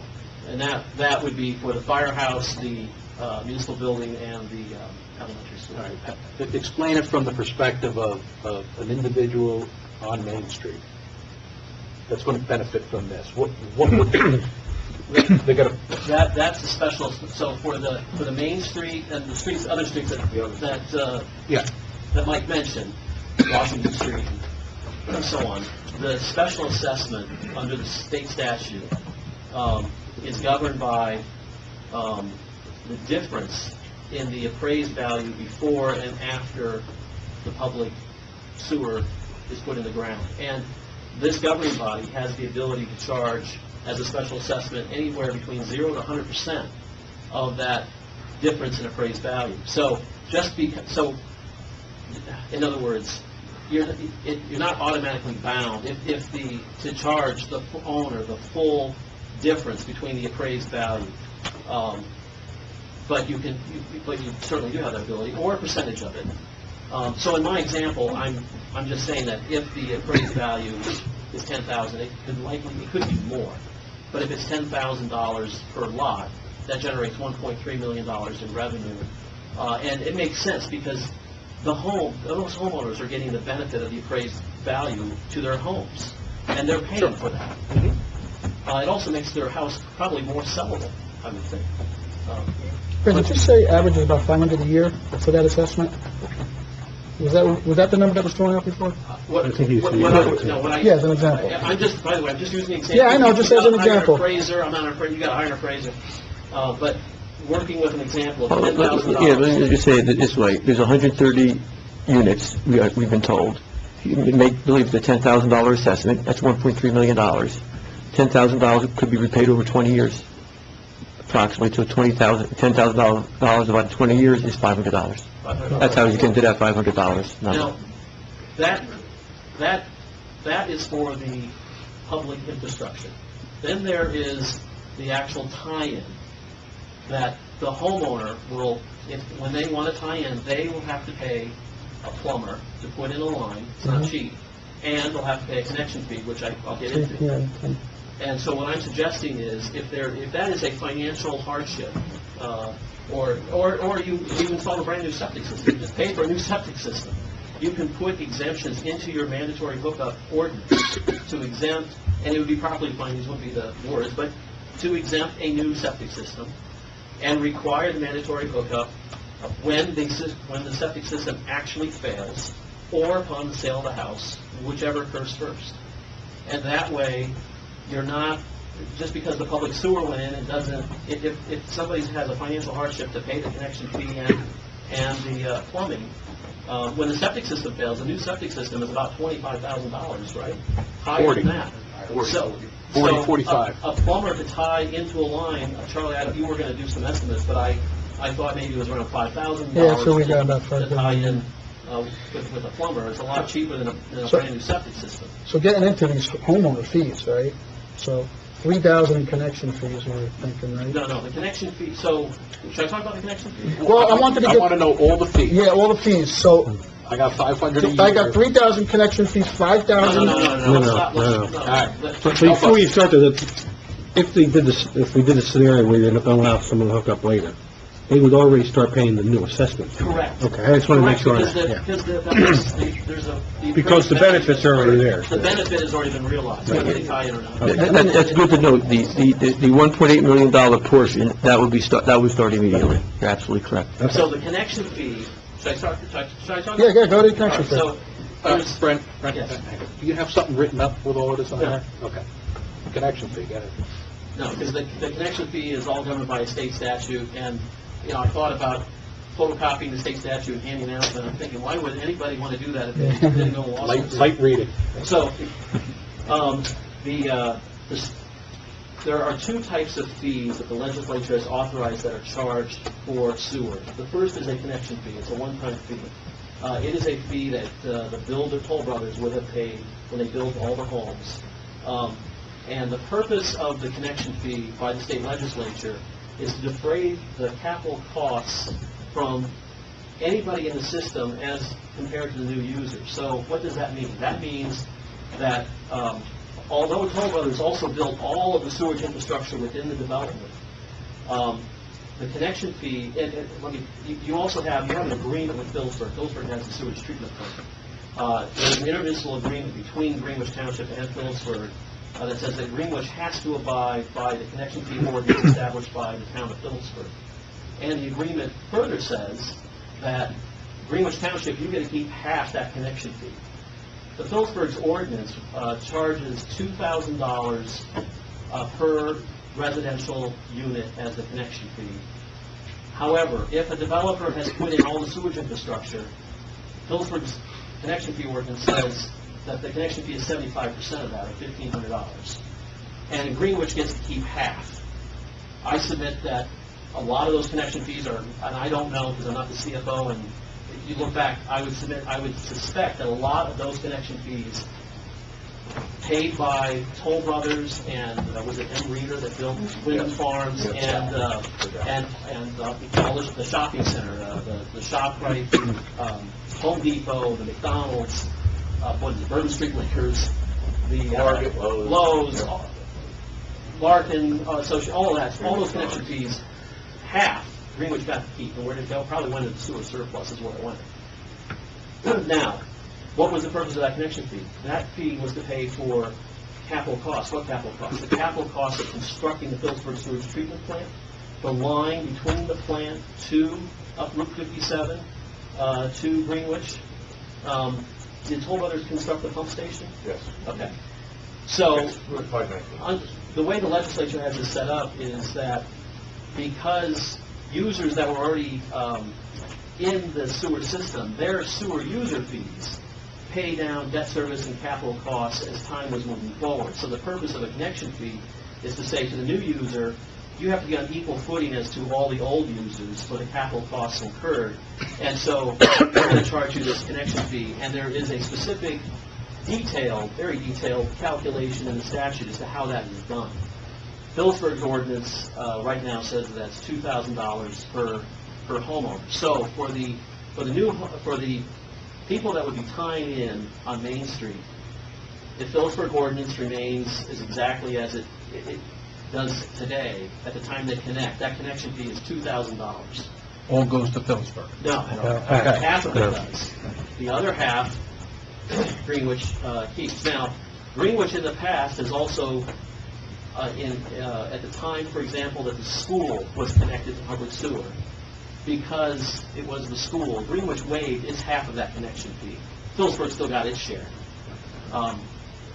So you do have the ability to do that for this municipal building, the elementary school, and the firehouse, to waive that half of the connection fee. And the connection fee, by the way, for commercial users under Phillipsburg's ordinance, I believe, is $10 for every 1,000 gallons of flow. It's a little bit different than just saying it's $2,000 per EDU, equivalent dwelling unit, or residential unit. So it's a $2,000 connection fee, the cost of the plumber. But again, the connection fee and the plumber would not be paid for until they actually tie in. And so if you amend the ordinance to say that they have to tie in when the septic actually fails, or upon the sale of their house, whatever occurs first, then they're not incurring any of those costs until one of those two events happens. in your experience, do townships put in sewers and not, I mean, why would any township want to put in a sewer, this infrastructure and tell people they don't have to tie into it until their septic fail? That could be 30 years down the It road. could be, that's why I said... It doesn't even sound like any town would do something like I that. began this conversation by saying if there was a financial hardship. But they're still paying the 500. They're still paying the Yeah, they're 500. gonna pay Yeah, but- They're still paying the sewer. Yeah, but they're not paying the, yeah, they're not, And again, these are just options that the Township Committee can explore, and I'm sure there's others I haven't thought of on the mandatory hookup fee. Right now, the ordinance that's in place requires the hookup to occur within 30 days after the sewer line goes in. it just doesn't sound like something that we recommended for a town to do, but we could talk about that. So, But it doesn't impact the special assessment. Because the special assessment is what's necessary to pay down the loan from NJEIT, not the... I know, but we're doing the project because we see there's an issue that we're trying to help people with. Yes. And then we're saying, in the next step, we're saying, well, maybe there isn't an issue for some of you. No, they always have the right to voluntarily connect. What I'm Yeah, I saying know. is, in those limited circumstances, if there are people that can't afford it, then, and I don't know if there are, maybe everybody can afford it, but if there's certain financial hardships there, you could build in certain exemptions into your connection fee ordinance if you wanted to. Well, the one thing you just pointed out before, just to highlight again, was if somebody just put a septic system in last year, and it's brand new, Mhm. that's a little bit of a hardship to say, now I gotta connect to the sewer right away. So that might be an exemption that was considered to be considered. Yeah, As no, I an understand, example. I understand. As an example. So I got 2,000 and 5,000 for a one-time fee of 7,000. Oh, Estimated 5,000. well, look, I first, think that 5,000 is too high? much higher. Well, I've heard between 3 and 10, some people, I 7? 7 to 12, depending on how we want to run it. If, like, Oh, bad. Mike said, if it's running from the back of the house, you could be talking about considerable amount of money, because you're talking about digging all that pipe all the way out to the connection. Okay, hold that thought for public comment, but I guess I've heard from 3 to 10. That's why we picked 5. I say 5. You know, you're gonna have 130 different... Well, we're averaging, we're averaging though, averaging. But and the reason why that the homeowner pays for that is because they own that line. No, I understand. Yeah, they own that. They own the line from their home to the cleanout, if you will. And if there's a problem in the line that is between the home and the cleanout, that is the homeowner's responsibility. If there's a problem between the cleanout line, the lateral, and the infrastructure, that's the town's responsibility. All right, so I'm just trying to get estimates. $7,000 one-time fee estimate. well, Right. hang on. So, the $2,000 connection fee, Yes. do we have control over how much that is, or No. it's all driven out of Phillipsburg? All driven out of Phillipsburg because you have an intermunicipal sewer agreement that says that you're going to abide by Phillipsburg's connection fee ordinance. Okay. And Phillipsburg's connection fee ordinance, by the way, also goes on to say that if you are a sending district, which we are, so is Lopatcon, Alpha, Powhatan, that you are agreeing to Phillipsburg's rate. And so it's the ordinance and the intermunicipal sewer agreement are of like mind, that Phillipsburg controls the connection fee, the amount of the connection fee. Okay. Now, what Frank is referring to is the hookup fee. Yeah, This 5,000. This is now another fee. But that's between the homeowner and Yeah, the plumber. yeah. I'm trying to get to what the cost No, is. Jim, This confusion. the connection fee, when people say hookup fee and connection fee, that's the same thing. It's also sometimes called a tapping fee. The $5,000 Jim is referring to is the What the cost homeowner- for the physical connection for the plumber to tie in the pipe. Right. It's a connection, but they're yeah. two very different things. There's no other fees that we have control over. It's just the connection fee and the special assessment. We have no We don't control over control- the amount of the connection Yeah, fee. you can't control that. The special assessment, you absolutely have control over that. The special assessment, we Absolutely. have absolute control over. Yes, you do. Okay. And now, I didn't mean to interrupt you. I have No, to get all right, that so straight. the Now one-time you're on to fee the other. is the 7,000, right? Right, the connection fee of 2 and the estimated 5. That's a one-time. Yeah, but we shouldn't be worried about the 5. But that will be between the homeowner... I'm not saying we're worried Between the about it. homeowner and- understanding I'm not it saying from the- we're worried about it. We don't even worry about the 2, that's the homeowner. Okay? I'm just saying, Well, we have to collect it too. I understand that, but I'm trying to understand what it would cost the homeowner on Main Street. That's what I'm trying to get at. Yeah, So for a homeowner on Main Street, you're talking a one-time fee of 9,000, right, estimated, estimated. 7. I'm sorry, 7,000, right? So, So we're and using 5K as the plumber's charge to hook me up. that's an For average. It could argument's be sake. more, it could be less. I got it, right? okay. So now they're gonna be paying sewer fees once they do hook up. Now you got a recurring fee Yeah. of 550,000, Right, so the way, by the way... $550. That's a lot to put Yeah, on. $550, and if we tack on the assessment, that's another $500, that's $1,000 a year. What was, the 550 is the The user sewer, fee. yeah, The sewer right? user fee, well, and that's for the treatment of the sewer. No, Yeah, that's right. I'm not questioning it, I'm just trying to get these numbers in the head. Yes. So they have a recurring fee of possibly $1,000. Well, If you include the $500 Yeah, assessment and the sewer fees. Yeah, And the quarterly again, sewer fee. that $500 assessment is... I know, we control it. Well, no, it's their, they've realized an appraised value to the house. No, then, yeah, I'm not questioning that, I'm just saying that, They're gonna recoup it when they sell it. yeah, but it's something that they may have to outlay when they hook into the system, that's all I'm saying. that's 500 a year for 20 years. years Yeah. that they would be paying that. Right. Or, yeah. And again, we're just working with an example. Yes, that's just an option. Yeah, That's just an option. let me just mention something on the assessment. When you do an assessment, it's done by what's called an assessment ordinance, bond ordinance. Towns have the ability, even on a special assessment, to make additional contributions to that cost. So, for example, if the cost was, $1.3 million, let's say, you could end up, and it was appraised for these homes at $3 million, you could just do 1.3, but you could also say, I want to do less than 1.3, take into account, if you wanted to, the cost, the financial situation of those particular residents. So you could actually make a contribution towards that assessment out of general tax dollars or utility. Yeah. And because a lot of times, in towns I've worked in, the town sometimes makes a contribution, sometimes they don't, and sometimes it's the assessed portion is a lot less. And I will also say, assessments aren't as common as they used to be. I'm not sure exactly all the reasons why, but before you would do an assessment, if you were going to do one, you want to talk to a special assessment attorney just to find out what's involved in terms of the process, which usually includes an appraiser, hearings, notices being sent out, and, do they really recoup on a sale? An example that was used, $10,000. If they assessed it today and they sell their house 1 year from now, do they really get $10,000 back right away, or is it really a lesser amount? So, some folks will say that they don't get the full $10,000. It might be less.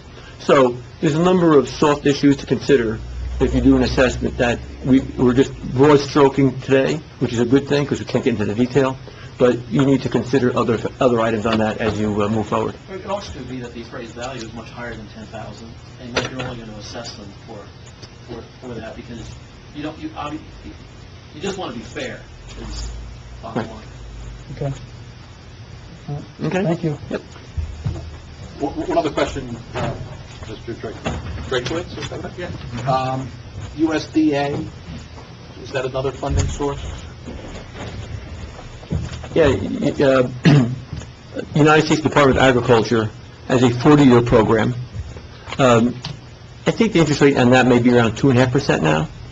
And, but USDA, if you're eligible for it, it's a grant program and a loan program. So, if you were in that district and if it's explored, that could be an option for consideration, which would be, again, a 40-year loan, but also a part grant. So that $1.8 million in an example might be a couple $100,000 grant or so the borrowing would be less, but at a higher interest rate.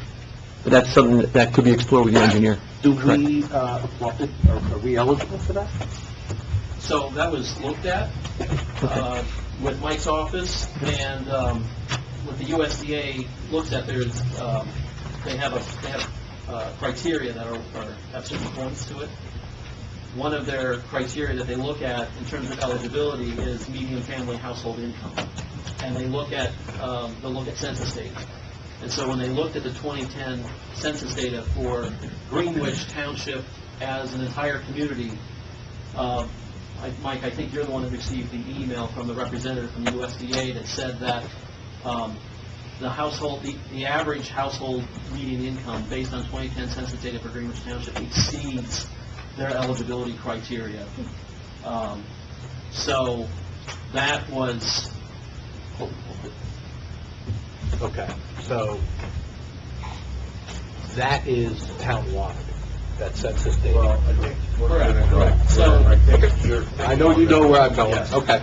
so then I said, well, wait, I said, what about just the area that's going to be sewer? And it turns out, I was surprised. We were all surprised. That there actually is 2010 census data just on that particular area. The village.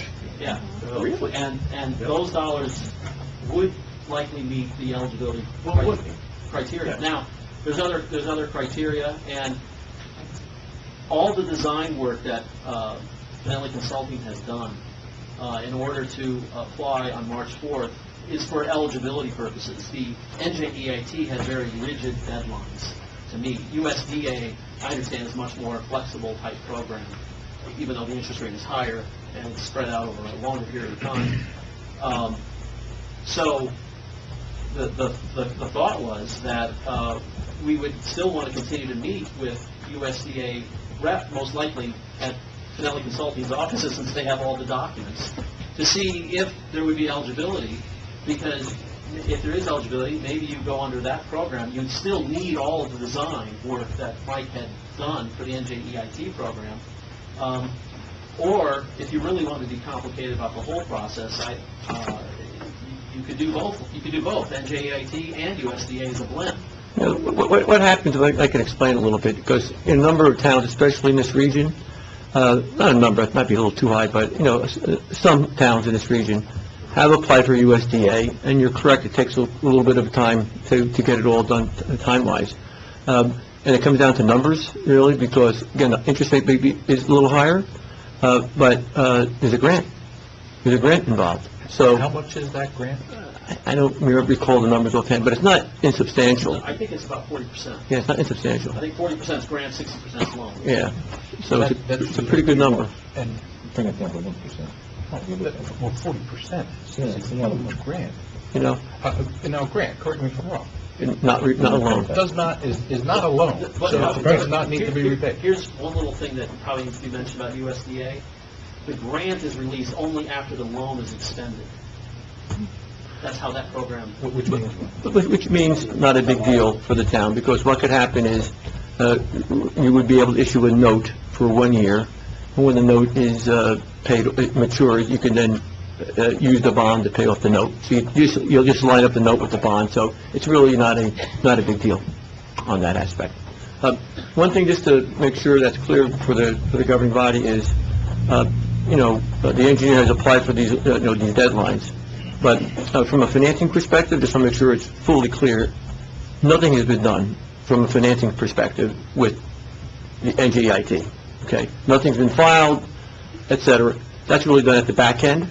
So, even though we've been talking about it for about a month now with this group, we have not, there's been no undertaking of financing. And in fact, if deadlines aren't met by certain deadlines, the trust is very good at getting into the next program or the next program. There is basically loan programs now every 6 months with the NJEIT. One's in May of this year, there's going to be another one in November, another one May of 2017. So if you don't hit the deadline, there will be another deadline that you can meet. So Okay. just be assured. So, with the USDA grant, okay, and I think 40%, high-level math here, you know, we'd start knocking out the public facilities from that, we assume 30%, okay? Let's just assume 30% for argument's sake, if you're following me. Let's now redo those numbers, and what do I come up with instead of a $500 per month special assessment? So now we're working off of a much different base. We're not dealing with the 1.4, we're dealing with, you help me out, do you know these? Don't know. I don't know those numbers off the top of my head. Well, it would be 900,000, basically. But it would also be only 40% of the 500. Well, I took 40% of the total amount and subtract that off. Okay, so we're at... So I was about at $1 million. All right, yeah. So we're at $1 million now, okay, because there is eligibility. We know that there is eligibility. Well, You know, well, no, You don't no. know. That's what I heard. No. The USDA has to determine whether Greenwich Township is eligible. I said one of the requirements is medium household income. That's not the only criteria by any long shot. Educated. They have an entire form that gets filled out and is scored with points, and is compared, I think, probably to other communities. And then based on that, that's why I'm saying it's not, I don't know, as I sit here today, whether or not this would be eligible for USDA funding. It's something that still needs to be explored. And the reason why these design plans had to be submitted on March 4th is because, unlike USDA, NJEIT, for purposes of maintaining eligibility only, you haven't committed to borrowing anything yet from NJEIT. It has a very rigid deadline of March 4th. But all of those design plans would be necessary for USDA as well. So we can still go through when would it make sense to go through the USDA criteria checklist to see if we are eligible? Well, what you would want to do is get that USDA rep in and start going through it with her. It's not a process that you just sit in isolation and try to figure it out. You coordinate with USDA. My experience with USDA, which is not extensive, but I found them to be very accommodating, very helpful. I'm going to say a year ago or so, another township made a phone call, obviously not, the infrastructure-related work. They came to my office, the mayor and I sat down with two of the reps, went through what was needed. They kind of did a verbal assessment, knowing the town and so forth, and said, yeah, no doubt you would probably qualify, and kind of said this would be what the next steps would be. Laid it out very nicely. In that case, it didn't go much further. So my experience is somewhat limited, but it was a positive experience for what that's worth. I mean, at the end of the day, we're here to understand the cost factors that go into this, understanding the user fees and the funding sources. And now, this is great. I never thought USDA would be eligible for us, and this makes a whole lot of sense to pursue. So I think if we do anything here, that might be in the plan for Mike to look into. I can't walk away from it. Okay. Lower the pen. What's wrong? It's a lot. I think you're up, Brent. Gets too hot, it gets too cold. He said it was too cold. I was cold, but I'm usually the hottest one in the room. That's fine. Right, so actually, I think I've covered a lot of the agenda. By explaining what the connection fees are, what the funds can be used for, the sewer trust fund, I quoted that statute. Whether the town will enforce the connection to new sewer lines, that was the, to the homeowners in Washington State, that was the mandatory sewer hookup ordinance. I've spoken extensively about that this evening. The removal of... The ordinance change, the possible ordinance change. Oh, the ordinance change. So, this was the issue of whether or not you could, whether or not Greenwich Township could adopt an ordinance that would prohibit the use of the sewer utility surplus from being used for new sewer projects. Right? Well, do I have that right? No. So it was to be used for non-sewer related matters like supplementing the general fund. All right, well, that was right. Okay, so basically everything is preempted by state law. We're governed by a statute called 4826A-1 et cetera. And the state legislature is, in terms of the issue of what you brought up, which was the township taking money out of the sewer utility, basically to balance its budget. Right. The $300,000. And I understand that in the past, I guess that was approved by the state, correct? So, and I'm not I'm not a finance person, and I didn't, I'm not the CFO of the town, but the way I read this statute, and maybe I'm reading this incorrectly, is I think that that surplus amount is not supposed to exceed 5% of the operating budget. And the reason why I say that is that part of the purpose of the sewer user fees, if you will, the connection fees, is to establish a surplus in an amount sufficient to provide for the reasonable anticipation of any contingency that may affect the operating of the sewage facility. So you're supposed to have a surplus, and it's supposed to be for that contingency and the other reasons that I enumerated earlier. And at the discretion of the local unit or units, allow for the transfer of monies from the budget for the sewage facilities to the local budget in accordance with, and it cites 48, 435.1. And when I go to 48, 435.1, it says that to the extent that there is available surplus revenue collected by a municipality pursuant to, citing another chapter entitled, for supplying a utility service, and it does say which is regulated by DPU, which we're not, an amount not to exceed 5% of the annual cost of the operation of the utility may be transferred annually from the accounts of the municipal utility and included in the local budget. Now, my question is, if the state statute is specifically referencing 435.1, and it clearly understands from this statute it's not regulated by DPU, the only purpose for, under my logic, for referencing this is to say that it's not supposed to exceed 5% of the annual cost of the operation of the utility. I must be wrong on that because it was approved by the state, right? Correct. What we follow with that is if you are regulated by the BPU, if you are selling your service to another municipality, then you're limited to that 5%. If you're not regulated by the BPU, which you're not limited to that 5%.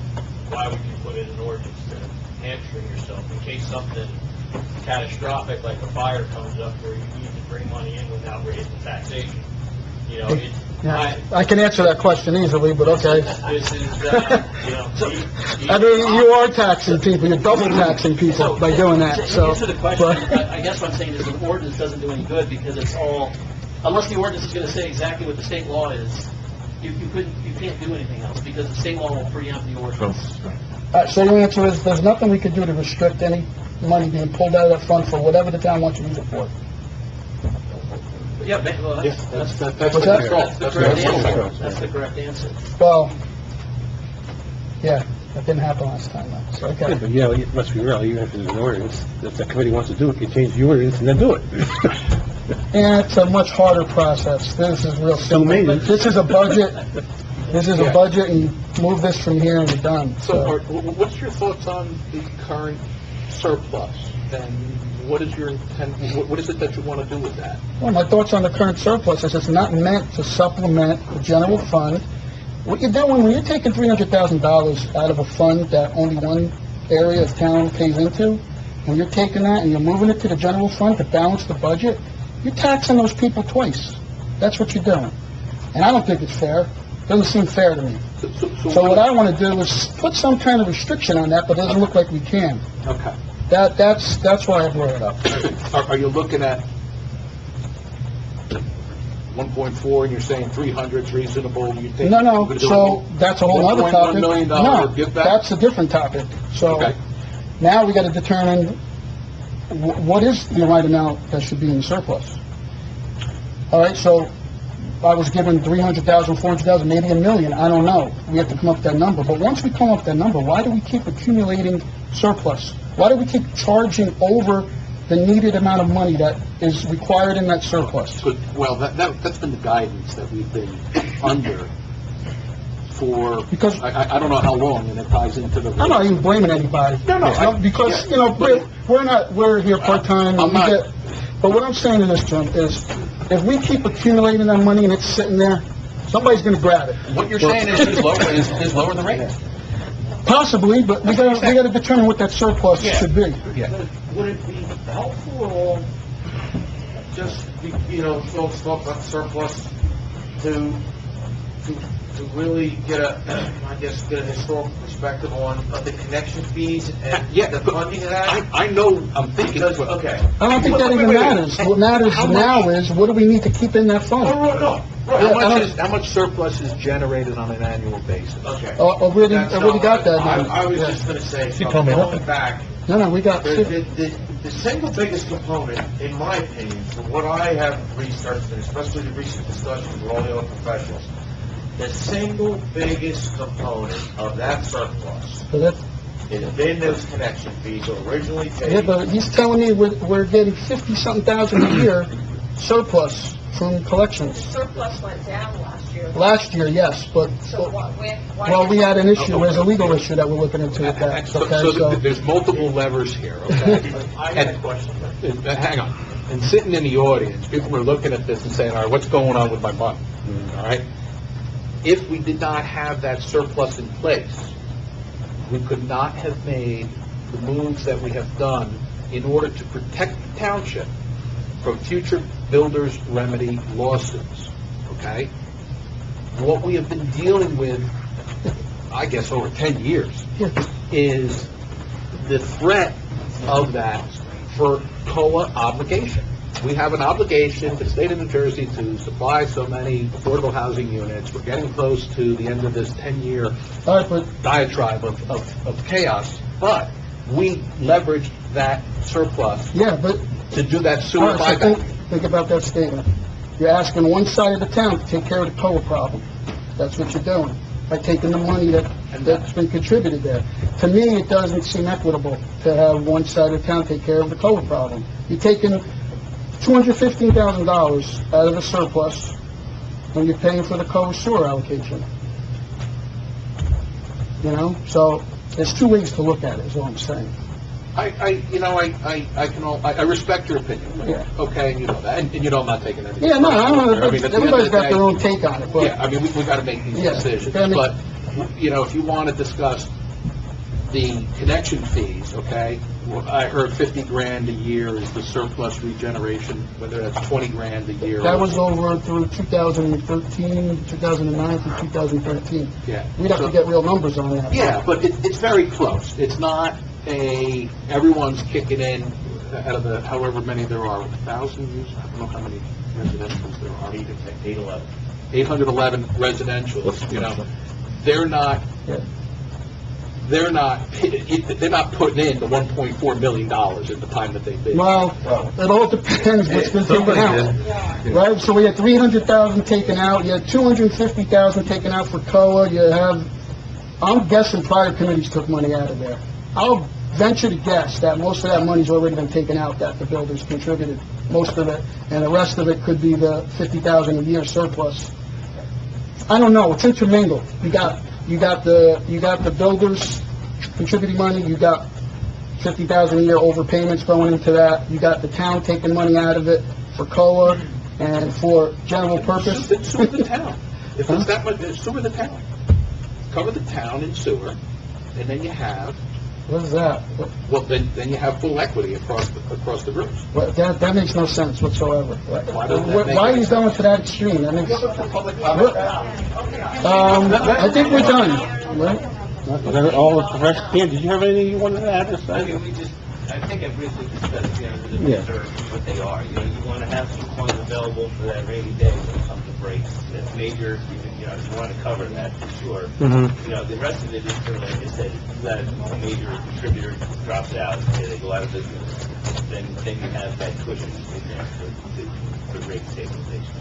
And then, the other component is for like capital projects. You want to go ahead and do that because it's there. Otherwise, you never get projects built. Okay. Brent, we were 5-member committee, 1 abstention. We do need 4 votes for any type of bonding. Oh, for any type of bond ordinance, yes. Yes. And even if this project were to move forward, there would be no bond ordinance this year. Right. I mean, there's a lot that would have to be done. Mike alluded to some of it. Property acquisition, for starters, would still have to move forward. That would require easements from the county, the school. There's one private landowner there. Mike would need to be doing soil borings and water table analyses. There's a lot that would be done. This is not a project that's happening, there would be a bond ordinance this year. So, so it will be next year's township committee likely that would be considering any bond ordinance if the project even moves forward. Right. Brent, you didn't touch on the referendum. Oh, the referendum. That was So, something. In New Jersey, every municipality has the ability to request a non-binding referendum. Binding referendums are limited to municipalities that are governed by the Faulkner Act, the Walsh Act, the optional county charter law, which doesn't govern the township committee here. So, if the township committee wanted to, not saying they should, but they do have the ability to go out for a non-binding referendum in the next general election. In November. In the November election, November 8th in particular, right?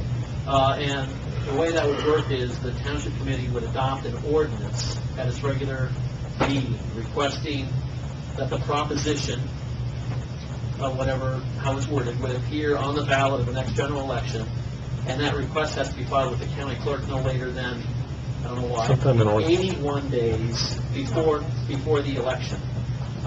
So that would mean that if the township committee wanted to do a non-binding referendum on questions that it wants the voters to, consider, that would, just to be conservative here, because you have a first reading, a second reading, 20 days before enactment. To be conservative, I would do a first reading on June 16th, a second reading on July 21st, and that way you're getting it into the county clerk. You have to get it into the county clerk by August 19th.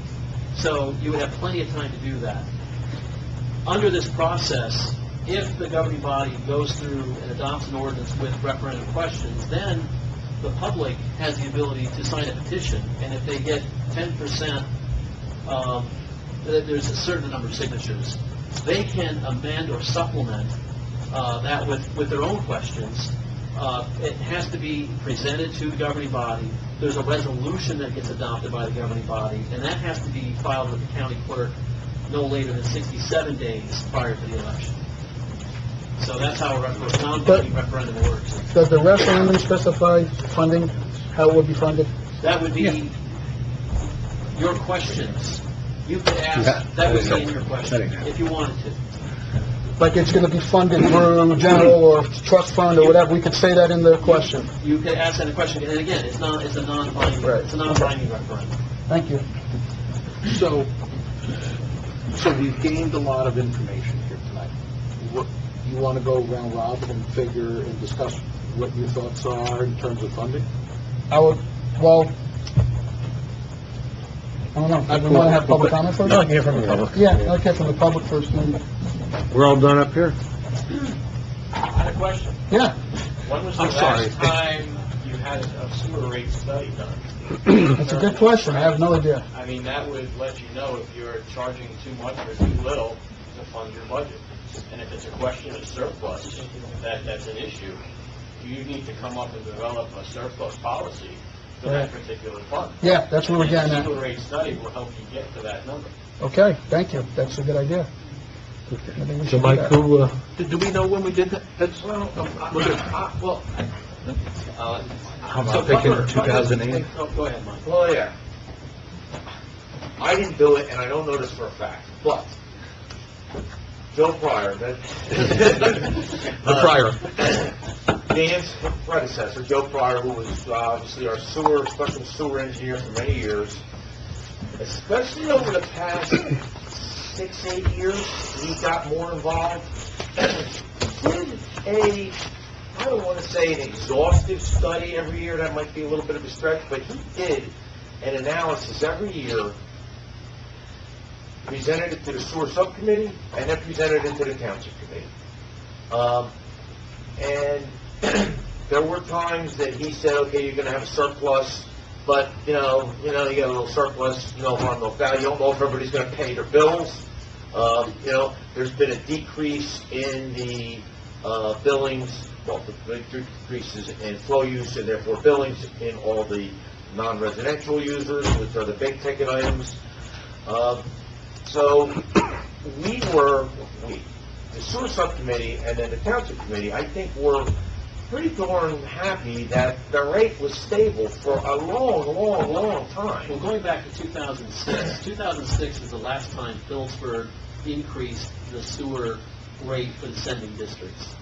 And when Greenwich Township in 2006 learned that Phillipsburg was raising its rate, it wanted to hold off on raising that sewer user fee as long as possible if it could. And I remember Joe being involved in that, and they were able to hold off increasing that sewer rate by, it was a $5, I think, rate increase per EDU per quarter. Was able to hold off on that for 2 quarters. And then it went up from $132.50 to $137.50, I want to say, in 2006 or 2007. So there would have been a calculation that Joe would have done then, and then I think that he was involved every year in working with the CFO. The CFO and the sewer collector. Right, before the sewer budget would be adopted. And now whether or not that's the rate study to what It's not, that's not, I don't think that's a comprehensive rate study that the auditor is referring to. Okay. Well then, okay, that was not. I don't think that's what Joe did. I think what he did was more for the Frank, does your committee initiate that? More of an operation. Yeah, I know that, he goes into it, and I don't... Right, who would initiate Something that, level the that township you're committee or the talking sewer about. subcommittee, who would initiate that research? On our For study plan. a rate study? For a rate study? Yeah, for a rate study. We do a sewer rate study in our municipalities once every 4 years, on average. Your firm does? Yes, we do. Okay, You do them, okay. Yes. so he's the guy. Yeah. Who authorizes it? Township committee or the sewer subcommittee? Who would authorize it? Okay. Kim, add it to the agenda. Can you send a proposal, please? Mike, one question. I was talking to Gordon Colbert last week. He's 94 years old, lives alone. God bless him. He wants to know why his rate is the same as somebody with 6 kids in the house. Is there any way of, tying your meter in? What's the history with that? Okay. Good question. Yeah, it's a real good question. And it's certainly not the first time any of us have ever heard it or been discussed. But it's certainly a darn good question. It could be changed. Right now, all residential users, as Brent has said, are based upon getting billed per quarter for 1 EDU, equivalent dwelling unit, at the rate of $137.50. Non-commercial, the non-residential users are flow-based bills. The township has, through the sewer subcommittee and certainly up to the township committee, I'm going to say, thanks, Brent, 3-4 times over the past 10, 12 years, maybe. Right, and again, Joe Potter, who's not sitting there, looked into that question. Yes. And he concluded actually that the commercial, in fact, subsidized those costs, some of those costs for the residential, so that if you were to go on a flow base, it actually would perhaps cause a decrease in the commercial billing and increase in the residential. Yeah. It was So they backfired. the 6-person household paying $137.50 versus the Gordon Colbert household, hypothetically. It's completely unfair. Right. There's no argument, but that's exactly what Brent said, is there's a real danger to all the residential users should you go flow-based across the board. That's why it has never got past the discussion stage. I'll bring that down. Good question, though. All right, we'll leave them up. Okay. So we open up? Yeah, motion to open public comment. Second? All in favor? Aye. Aye. He's a sharp. I'll make a decision. Yeah, he's still thinking. Yeah. This was very good. I want to thank you. Everybody did a great job in information. It's Dawn Recon, 1911 Gary Road. A couple questions. Well, we talked about the special assessment first, and sorry, John and Shirley here. With the commercial folks, like the old fighters, the dog salon, how does that work? And how does it also work with churches? We have 3 churches coming. Well, so the special assessment, it works the same. It actually even applies to vacant lots, where there is not even, if there were, I don't know if we have any vacant lots here, but it applies uniform to every lot. And the churches can also be assessed as well, being a not-for-profit?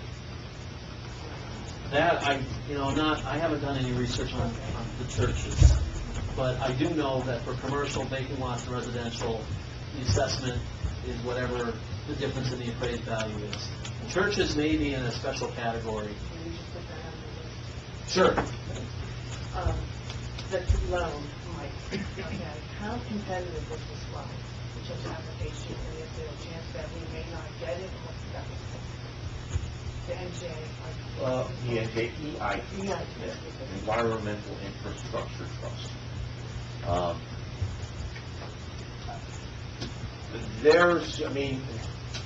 The funding is there to be had. We've met the deadlines. I think there is a great likelihood that we would be in a position to secure it and move forward with it. So, it's not, there's no commitment. I understand.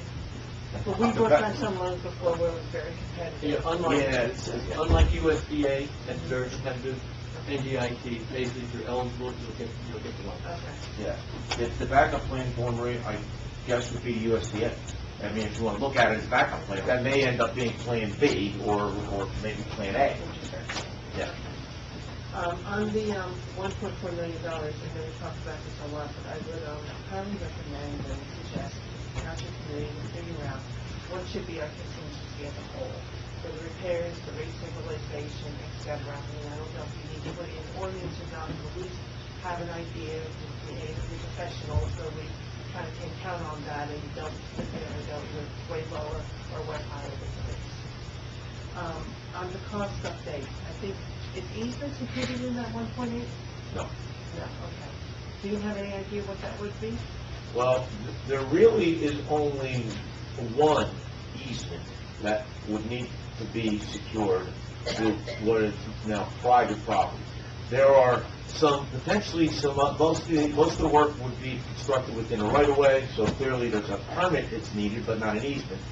And we would hope that the school would work with the township, the Board of Ed would work with the township on their property. There's one property, only one. It's a 25-foot wide swath for a number of hundreds of feet. It's thousands of dollars. It's not hundreds of thousands of dollars. You're going to pay the value of what is a piece of farmland and a 25-foot wide strip. Through the property. So. Have you had discussions with the school? No. Well, Marie, can I ask you, how many other people are going to intend to get up and ask questions or speak? There's a lot, so you know what? You're going to have to wrap it up soon, okay? Thanks. No. I have. And you also mentioned that, one more, you also mentioned that there may be filling septic out there on Main Street, and that you said that maybe people don't want to spend the money to get it pumped down. Is there like a law or responsibility from a health perspective that you have to fix it? Yeah. Okay. Yeah, there's also a law you're supposed to go 65 on the highway. And I'll speak for myself. That's what I say. I've known Dawn Marie a long time. So, I wouldn't have said it if I didn't. But there's certainly, let's be honest, you've got a single fixed income person living on a house or with one kid, they're not spending the thousands of dollars. The weekend with a shovel. Okay. Yeah. Check it out. Okay, and one more. How many houses, when you said anecdotal, I know it was anecdotally or with data when this project first came last year up to the surface, how many homes can be sold up there? Do you have any data on that? I think it was one particular case that prompted just a question. And that question then snowballed into what now is sewer project. Because of all the stuff. And my statement, obviously, I'm from Wyndham Farm, and it would be nice if we could share the burden of this, not just take it out of the Wyndham Farm. Thank you very much. Thanks, Tom.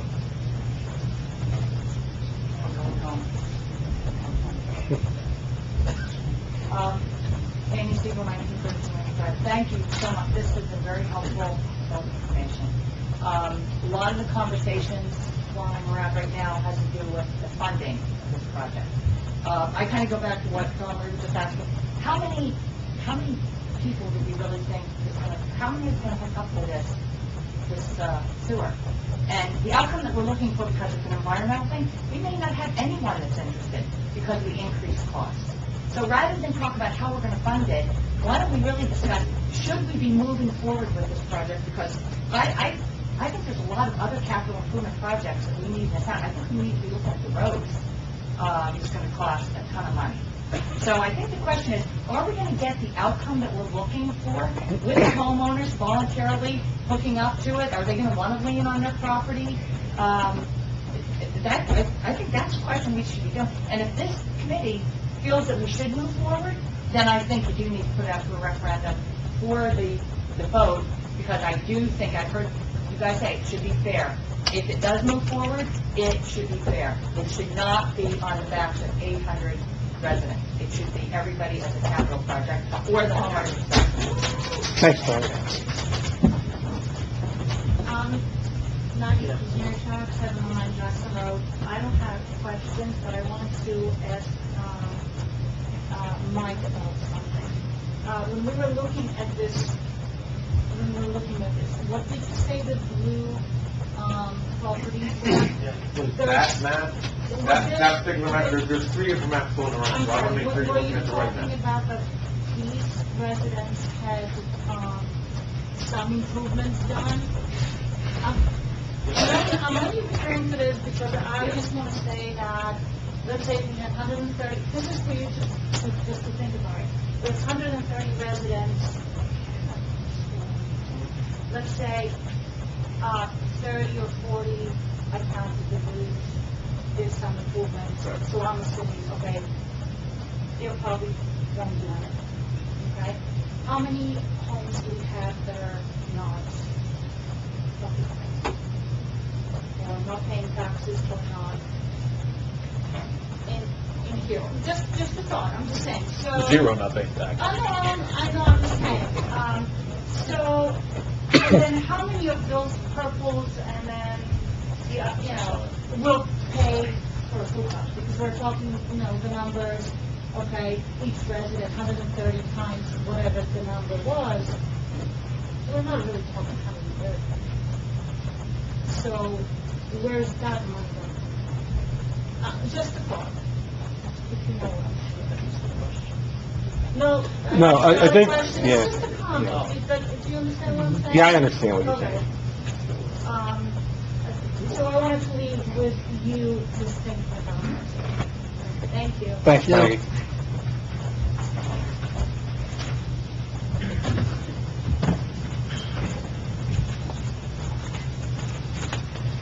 Hi, I'm Lisa Howard, 405 New York Main Street, and I was sitting in the firehouse for this, so I didn't get to see the maps. So the first question is, are we considering including the heights in this, or no? Not in this Not in phase. this phase, no. No. Okay. Can I ask why? Why is that being... I'll let Mike answer that. Yeah, it's the air We didn't conditioning. start That's a it. very good answer to that, actually. The first plan we developed, way back spring of last year, very preliminary layout, the heights was in, as a matter of fact. That's what I Yes. remember. The heights was in it. We then found out that, and if you were here for the beginning I of my couldn't see the discussion. maps in the other... Okay, all right, well, there's some on the bench, by the way, you can pick this handouts. But the heights is not in the existing approved wastewater management plan. It's in our proposed revised wastewater management plan, but that is not approved right now. Last year's committee said, you know what, it's gonna be, we don't know when the new WMP wastewater management plan might get approved. It's more important that we get downtown sewer, let's focus on downtown. Once we get downtown sewer, we will get the WMP revised, and then that will become phase 2 of the project. So that is still out there. Years down the road. Well, We're having a hard time funding this project, so it's, Well, I don't know, I was listening and I thought it sounded like you had some viable options. So, I mean, that all needs to be investigated, and you need to decide which is the best plan for the township, and I get that. But I'm just wondering why one of the oldest parts of town is not being included. for what it's worth, and there's no, they're on deck. I mean, there's a plan we did that shows the sewer lines through the huts. Right. Obviously, that's been long taken off the plan because of this wastewater management plan condition. It's the approval of the new wastewater management plan. It is not a funding issue. Correct me if I'm wrong, Mike, but the plan that we reverted back to goes to what, 1990? That's the plan. We, last year, said, let's cover everything, including the heights. Right. Then it was brought to our attention, well, wait a minute. Islands, wastewater management plan amendments, all this stuff, and it's just like, all right, there's too much bureaucratic tape to get It through. seems like the heights keep getting left out of the different initiatives to make the improvements, including with the watershed issue that's going on where people Mhm. used to be not using their wells anymore and so forth and so on. The heights isn't all that far away from where that all is either. So it kind of just seems like we kind of keep getting pushed out. So, good, fair question. So, Mike, the timing on the Highlands and our opting in, right, ties into the timing of this new wastewater management plan? Those two are connected? no. Yes. They can be handled independently, but they're connected at the hip. Yeah. For lack of a And better this word. is what you see as, well, why aren't we included in this? Doesn't make sense. And it's all because of the Highlands and the timing that has taken, and Mike can embellish on this way better than I can. Well, And we're getting also- off track, though. We hear you Yeah. about going to the, So, going to the it's heights. still in the plan, you're still looking to do this, What, the heights? the heights, at some point?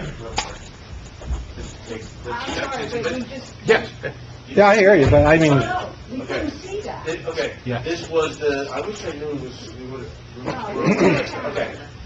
This is the 1998 original plan, okay? It has the downtown, it does not have the heights, okay? Now we go to the proposed new plan, okay? It has downtown, and it also has the heights, the yellow, the proposed sewer service area. So the intent is to get it included. But these WMPs, these what we call the future wastewater service area maps, are the Bible when it comes to what can be sewered and what cannot. And So that's we're saying that can't be sewered? right now because the heights are not included in the, original.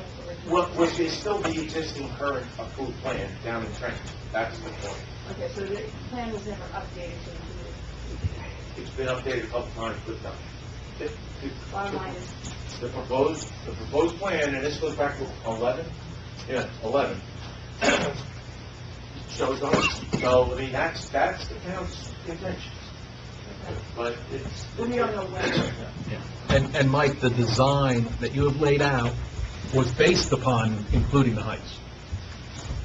That's still... Yeah, Charlie, I couldn't believe it. He had the heights connected with what we show now as our layout, our design, and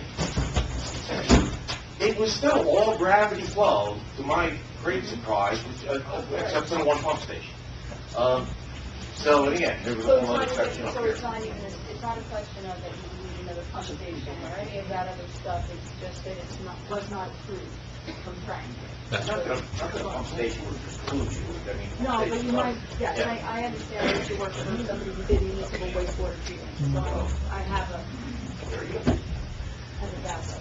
Thank you. So, Okay, okay. thanks, Liz.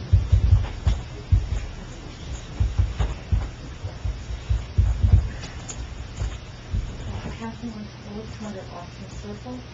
I have a quick question. If there's an assessment, a full assessment, is that only going to be for 130 homes? Yes. Okay, Oh, well, no, it would be for all, not just the homes, there's other lots there. It'd be for all the stuff parcels. that's being considered. for the With, Don Marie mentioned that there's churches, that might be a separate category. Okay, so the churches, the municipal building, the firehouse, it will only affect, And the school. okay, it will only affect them, so it really doesn't affect. No, it would, I'm sorry, it would affect, it's gonna affect all the residential homeowners there, because those homes, the appraised value of those homes will go up. What I'm trying to get at is, it would be those 130, Yes. plus the school, plus all those people that were in that colored segment on Main Street. Yes, yes. So that really doesn't apply then to Greenwich Chase or condos or Wyndham. Yes, that's correct, yes. Okay. Yeah, because I was thinking if that applied to everybody, anybody who was in the lower half of Greenwich Chase would have that $10,000. No, No. no, Have over them, and they'll never get it. no, No. absolutely not. Great, thank you. Thank you. Brenda, you're scaring people. Hello, I am Jason Lebaska, 610 Stocker Street, Woodland Farms. A lot of my questions were answered tonight, so I want to thank you. I understand we have a new regime here.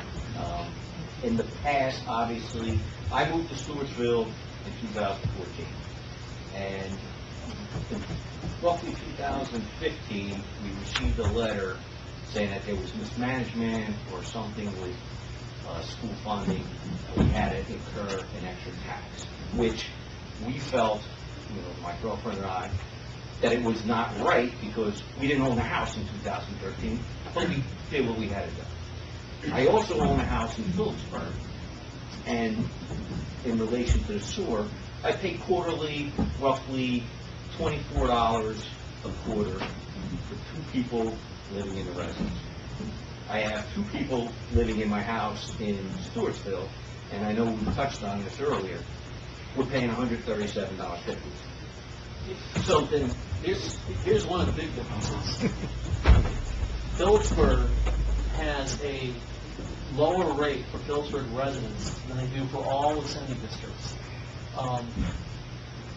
In the intermunicipal sewer agreements with all the sending districts, the rates are higher for Greenwich, Lopatcon, Alpha, and Powhatan as compared to Phillipsburg. And in the late 1990s, Powhatan brought a lawsuit against Phillipsburg challenging a bunch of things, and one of them was the issue of the differential in the rate between the sending districts and the receiving district. And the court held that under the statute, Phillipsburg does have the right to charge less for its residents in Phillipsburg than it charges all the other sending districts. However, it left the door open as to whether or not the differential in the rate, which has to be calculated on a uniform and equitable basis, is correct. And right now, both Lopatcon Township and Greenwich Township have pending litigation against Phillipsburg, challenging not the fact that there's a differential, but whether that differential has been calculated in a uniform and equitable manner. So that's a big reason why the sewer rates in the sending districts are higher than they are in Phillipsburg. Right, and I understand all that. And just like Jim, you spoke about that one gentleman that's paying $137.50, where a family of 6 is paying the same amount. I get the flow rate and all that. I just think that we need to look further into that, because there's obviously something's not right. Okay. But having said that, I think what we need to do, and I get it, you guys, come on board and this comes across your desk, which you had nothing to do with previously. For, I guess, one or two households in the past couldn't sell their house, and that's how this whole thing snowballed. But what I think we need to do is, instead of putting the tail before the dog, we need to put the dog before the tail and actually sit down and try to find out how many people really that don't have sewer at this point are really interested in doing this. Because if you don't take an in-depth look at that, not only are you going to incur, Frank, I like what you were saying, with thermal tax and basically Wyndham Farms and Greenwich Chase and stuff like that, because the money has to come from somewhere. But I think you're putting a hardship on the 130 or so residents for one or two people that can't sell their house, whether it's making them pay the, $5,000 to $10,000 connection fee, or having a lien incurred on their property. And I think that if you have, out of 130 people, maybe 5 people that are for this, I think, as representatives of Stewartsville, you're doing a great disservice to the 125 residents that really don't want this, So, I get it. This came across your desk. You didn't start this. You have to look at it, prospectively. But I think you need to take a really in-depth look and do some kind of survey to say who wants this and who doesn't, and go from there. Thanks. Thanks.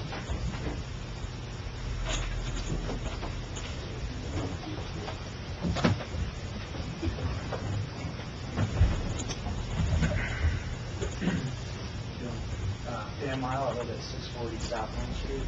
I would just like to know where the new proposed pump station was going to go. The other one was going to go right next to my house, and the value of my house is probably going to go down. You heard from the other room that we proposed this. Oh, we were in the you were in the other back. Yeah, we room? didn't- Okay, so you did hear me say, Yeah. good, because I was surprised I didn't see it here, actually. I was surprised I didn't see it twice. We have not, that was just, what, a week and a half ago, or 2 weeks ago, I And they guess? said, was us a donor, but they came up with a plan already. No, because we spent a lot of time and township monies on all the work we've done. So even though there was a lot of prep work getting ready for tonight, the plans are have been put, aside for now. The committee told you last week, and I think you can certainly sleep well, the pump station's going to get relocated. But we haven't really given it any thought yet, to be honest. I have other questions I won't go into, but one thing I did just mention was red flag is the height section. If that does eventually get approved to connect that area, then with this pump station right now, we're saying it's going to be underground mostly, is it going to be supersized? What's going to happen? Or where are you going to tie up with that new The additional flow by including the heights in the grand scheme of things from a sewer pump station standpoint is almost negligible. You might think it's a lot of flow, but it's really not. It will, maybe that increase the horsepower of the pump. It's small potatoes, so it wouldn't change that at all. All right, so all the questions I have, generator, alarms, all that stuff, I should be Well, I don't know when we'd be able to position it. Those are kind of advanced detailed design, like checking out a generator, diesel, gas, blah, blah, blah. Middle of the night, it's really loud. We're not. We are so preliminary in these discussions. It wouldn't be, you can ask your questions, but I don't think he's going to have a valid answer at this point.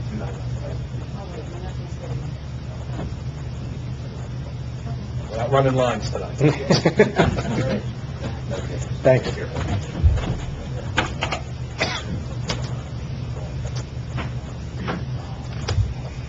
Again, Mike Drayden, the Township really good. Well, it's been a real eye-opener, and it is, I asked to really look at the funding options, trying to be fair. I think you made excellent points, especially with if you do assessment of $10,000, if the appraisal goes up or whatever. you pass the cost along to the user. That's similar way I paid in my taxes. But I want to say, the real eye-opener is taking the money from the surplus. Wow, what a microcosm of American politics. It's like grabbing out of Social Security surplus. I really don't like it. I think you should leave the surplus alone, adjust the rate, monitor it. When it gets to whatever the ideal ratio is for those, things that have to be fixed, whatever, mainline breaks or whatever it be. But if you take that money out, then you're not going to have it when you do need it. And then, again, we're going to be taxed again. And the eye-opener to me is I'm really appalled what you're doing to me in my taxes and moving forward, the Greenwich Chase. I moved in, my taxes were $3,800, and they pay you over $10,000, okay? I was in my home for a year. The tax assessor came running out and increased the value of my home by $130,000. You know what? And then they had the nerve to call me up a year later and said, we forgot your deck. You added a deck on the back of your home for $3,200. And you know what? They added the full price of what I paid a carpenter to build a deck. So I really don't think you should touch the surplus. We've had enough for the taxes. And I fully agree. One person comes in, says, couldn't sell my house. That must have been one heck of an important person to tie up all these people in the township for a new sewer line. I'm missing the street sign by my house. Can I get everybody getting bills paid for it? You can fill out a form on the website now, right? I know you guys. But Okay, write that down. One person can't sell it over here, so now I gotta pay for it over there. No, and if there's any way of funding it, I agree. Hey, go to the, get the, USDA, thank you, the grant, right? And go through the increased assessment. But you realize the sewer flow for that project would not come from any other place except the sewer trust fund, if I'm correct. That's $400,000. The project goes through, even if they do this different funding, still getting hit with $400,000. There's still $400,000. Still $400,000. Yeah, I had that. Well, if you want a nickel and dime it, you could put special assessments on. I mean, what we learned today, okay, was number one, there's a huge grant out there that individuals are eligible for. I mean, the notion that it's one person driving this whole thing is unfounded. There's been issues with this particular area for going back to 1990, right? Don't think this is just one person who says, I can't, when I flush my toilet, all this stuff comes up. That ain't the case, all right? It's a significant issue for these residents down here. We as a town committee... that has not been proven at all, not from the study. You're talking... rehashing all stuff, right? Well, you're making a comment. I'm not going to let the comment stand. That it's 2 houses a year, Jim. That's what it is. When it's your house... Well, you're saying... And it becomes a public health issue because it's going into the neighbor's yard. So when it's my house, we'll sewer the whole development. Is that... Okay. Okay, so you have an opinion, I can respect that. So, but at the end of the day, it's not one individual. There's a common issue out here that needs to be addressed. And look at this with the user fees and whatnot. It's a beautiful funding mechanism with USDA. And, you put a 20, I jump at that. I'd basically jump through hoops to pay $500 a month to get off the septic, actually. So, and that may get the interest for more people to hook up. Well, yeah, it's not like we go ask, it's a public health decision. You're in a different financial situation than most people over there. Yeah, I mean, to think that we're going to take the $1.4 million and cut a check and say, okay, all you people can have sewers and that's it? That's not happening. That ain't happening. That is not happening. I want to make that clear. Yeah, okay. Thank you, Mike. Thanks a lot. Sorry for hijacking the 3 minutes. My name is Wen Tai Wen. I live on 12 Rio Road, Woodland Farm. Well, I have to say, a lot of speakers for the audience that already spoke about some of the questions I already had. I only have one thing that I wanted to emphasize. I am not, I'm still pretty concerned about this $1.4 million surplus in our account. That means that we've been overcharged the past few years. I've lived in my house for, 17 years. Now I pay $500 to $600, $550 approximately per year for 17 years. So that's calculation $9,000 to $10,000 a year, plus 800, residents between Linden Farm and Glenwood Chase. That's 17 to $18 million right there, and plus the commercial, properties, everything. So my concern is that, Mike, I don't want to put you on the spot, but I do have to ask you, when was the last time you actually walk around in the development and look at those sewer manholes? When was the last time you looked at that? Your development, just as an Linden Farm, Greenwich in general, doesn't matter. The road's been thank you, Dan. Every one of the manholes, if you go and walk by, there's either a sinkhole or big cracks over there. Now, if we have all this surplus sitting over there, basically, I am one of the contributors to those surplus. I would like to see those sinkhole or the crack fixed. One of them right in the middle of my street, right in front of my house. And my neighbors, we had said several times that we have seen a truck coming here pour some of the asphalt on top of it, and then tomorrow the crack is continuing to be there, still there. So, during the meeting, I heard our township attorney talk about NAPA's money. NAPA's money paid to the sewer. If NAPA's money is NAPA's money.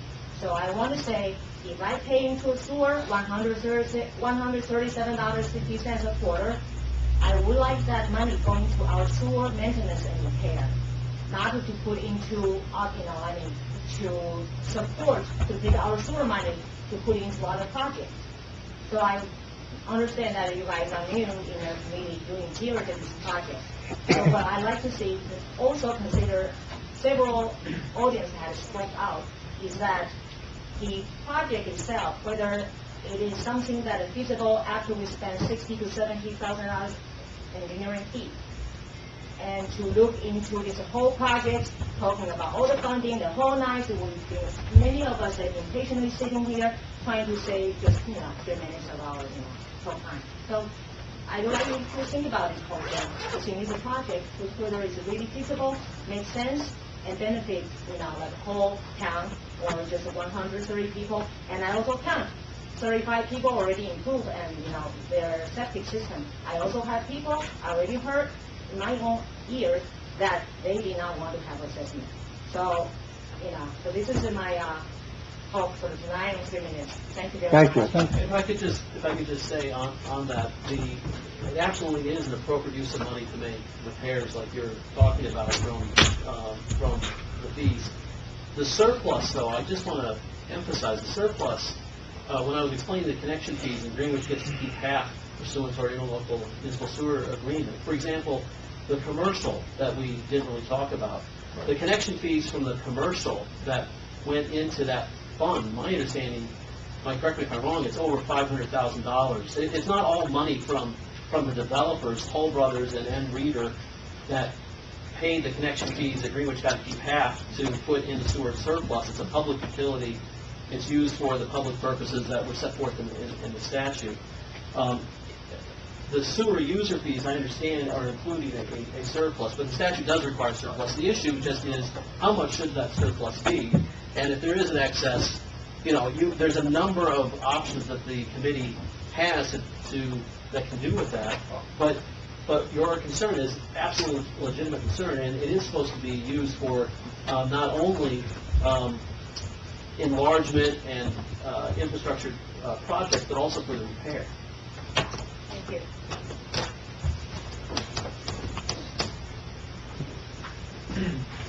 Good evening. My name is Laura Sheets. I live at 1926 Garrett Road, Queens.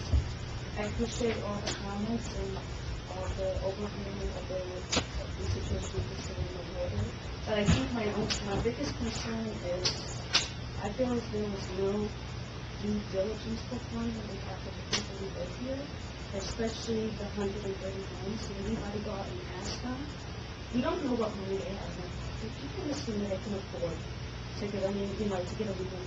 house, it's like everybody's thinking this, they say, hey, I'm gonna go to the pocket because I don't have money. They might not have the money then yet. When you do a big project like this, you really should go and do your homework, see what the residents say. They might not want it. Then what are you gonna do? We're all gonna get stuck into the costs. And it's really, I mean, I moved here in 2010. It's expensive to live here, and the price is not getting cheaper to live here.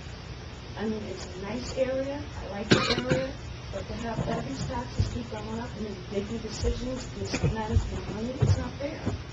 I really would hope you would take the initiative, considering that this is a new board, and all due fairness to them, do your homework and say, hey, here's what we get from an overview of all the people, the residents that live here, who would do it, instead of just dumping money out of our pockets, saying, here, this is what you're going to have. That's the only comment I have, but I think it would be fair to everyone that was done in this facility. Thank you. Thank you. Thanks. Hi, Brian Sensi, 512 Torrey Place. Thanks for this opportunity. Really appreciate all that you guys do, particularly volunteers. Frank, appreciate you staying on top of this and all the questions you asked. A lot of what you asked is what we are here to hear. One comment I want to make to Jim is, let's be honest, M. Reader and Toll Brothers, they didn't pay those connection fees. We pay those fees in the cost of our houses. So that money really is that we put in there. As far as the surplus and how much should be in there, if the township, the downtown, really wants this, it's great. It's going to help everybody. Home values come up. It brings more people into the area. Everyone works out. I'm all for that. But money that we put in, the surplus, really should stay for maintenance of it, the people that have it, and then spread out the general fund for everyone to benefit. But thanks for your time. Appreciate it. Thank you.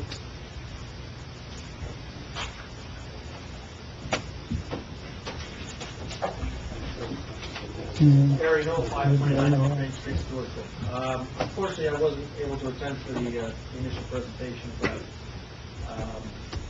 I'm kind of at a 50-50 between being a Stewartville resident, understanding the concerns about those from Greenwich Chase and Wyndham Farm, because, yeah, they did put into that surplus. But what I keep hearing is that maybe only one or two residents really want this. But, and I may have missed this by not being here earlier, and I apologize, but everybody who puts in a new septic system along North Main Street now, the rules have changed considerably. And in reality, it's not just one or two that are going to want this. It's going to be, 137 that are going to require this, because of the way the EPA and the DEP is changing the rules with regards to septic. I mean, I replaced mine 14 years ago, and from what I'm being told, if I try to sell my house right now, it's not going to pass, which is kind of scary, considering I have a very small yard to work with. It's a problem. And then at the same time, yes, my taxes have tripled also in the last 10 years, but yet I don't have access to the utilities that the other township residents do. I don't have access to gas lines. I don't have access to a sewer. Water just, piped water actually just came through in the early 90s, but yet everybody was paying the same tax rate for that. So, when it comes down to it, where you get the money from, great. If it's from the grant, wonderful. And I'm sure this part was probably brought up in the beginning, but my other big concern is, and maybe that's where it's, what was the estimate, hookup fee? Almost 10,000? Seven. Plumber's fee. Average, it's a fixed 2,000 connection fee for Phillipsburg, and an additional cost to take your line and get it to the street. 5 to 10 is the And estimate. that's factoring in that all the houses are piped to the rear of the property? No, we have to make it more. Exactly, because Yeah. right now, every single house on Main Street, South Main, Yeah. Greenwich, everybody's septic is in the back, which means their entire house is plumbed to the back. We talked about that, Gary, yeah, it's exactly that. So that is gonna, change the cost significantly. So, again, I understand your concerns from the development, but at the same time, I gotta think to myself, my taxes have tripled also, but yet what do I have for it? All I got is public water. I got nothing. I have no other utility bill for it. And it sucks because I want a gas furnace. I can't get a gas furnace. I got gas, but no water and no soap, so. Well, wait, you know, not to change the subject, but we're actually trying to work with the gas company in conjunction with this. But that's just initial discussions, whatever. So, that has nothing to do with the water project. Anybody else? Motion to close public comment? I'll make that motion. Second. All in favor? Aye. All right, so now what? We have to award this contract. Well, no, do we want to talk next steps, or? You want to comment on public comment? Is that what you wanna do? Well, the only thing I want to say is that I think we found some alternative sources for funding, and I can't vote to use that money in that account. So, you need 4 votes. You ain't gonna get my vote if we're gonna use our money. You know, that 1.4? You're talking out of the current sewer, as one point. Well, but you realize that, Well, the 400. the 400, Yeah, all right, besides that, you're saying? Besides that, yeah. Okay. Which, I'm with you on that, so I think we agree on that. Yeah, me too, I don't. All right, so, And we also have to look at how to, you know, you're gonna have to do that, we're gonna authorize you in the next meeting to do that study, and let's see if we can give a little bit of relief back to the, you know, whether it's cut the rates 20, 25%, you know, it's some type of relief. Because God knows it doesn't come from Trenton. And I'm fearful that if we leave that money in that account long enough, like what they did years ago to the school account, they took our surplus away from us. You know, one June payment was over $700,000. They never paid us. They made us use our surplus. I think the other thing we talked about was the sewer fee study, right? Yeah, well, that's what we're talking about. Yeah, and then, you know, Actually, can we make a motion on that? yeah, I guess we could. Yeah. But what about we also need to know, we also need to understand our current budget too, which we're still working on. And I also would like to look at the capital project plan, because I think somebody brought it up. How much it impacts on our borrowing power? Well, it's also, what is the top priority in town? Right. Some people think it's a municipal building, some people think it's a firehouse, you know? Firehouse. I think we get one, you know, we may get one. I think one good place to start would be with the people downtown, see who's interested in that. I agree. Is there a survey we can do? Can we send out some kind of a survey to the affected? So I spoke to one group in town, and nobody in that room was for it, only downtown. You hit with nine. Yeah, Gary, I was just gonna say, what do your neighbors say? What's your sense? A few of my close neighbors are absolutely against it because they just threw Just out put it in, yeah. in the last 2 years. Because they bought a septic. Yep. And they would be waived, but they would still have to pay. They still have to pay the assessment. Yeah, they'd have to pay the The assessment. assessments, though. If I could just make one comment, we're at a special meeting, we're limited to the agenda items in the agenda. So if you're talking about making other sorts of motions and things that are outside of discussion, We'll save it. that would have to wait for another meeting. Right. It could not occur tonight. Okay. How does... Always a Debbie How Downer. does follow the agenda? He keeps us in Well, it's mind. not specifically on the agenda. So close to make progress. I don't remember any actions, basically. Yeah, I don't, you know. So what do you guys plan to do in terms of knocking on doors, putting a letter to everybody? When are they going to respond by? All these things. I mean, a portion of this is you knock on people's door and says, you know, we need to hit you up for 10 grand and $500 a year. What are you kidding me? We'll never make it off the sidewalk. I can tell you the answer right now. And I want to put it a separate. Well, I can tell you if they knocked on my door, I'd probably say yes. I'm So, jumping at it. I don't know, I don't know what your answer would be, though. Say me. If these guys don't want it, send it Say down it my to way. me. I said that to... I'll take it too. I'll pay it better. But you gotta understand, people not everybody's in the same financial situation. But here's the other dilemma, though. Let's say we were going to go to referendum. After listening to this tonight, God bless you if you're the one who's going to write that referendum. It's an ordinance adopted by the Township Committee. You're writing it. Okay, but what is the end result of the referendum to all all the residents of the township, when we're talking a small project, in the grand scheme of the whole township, it's 130 residents, okay?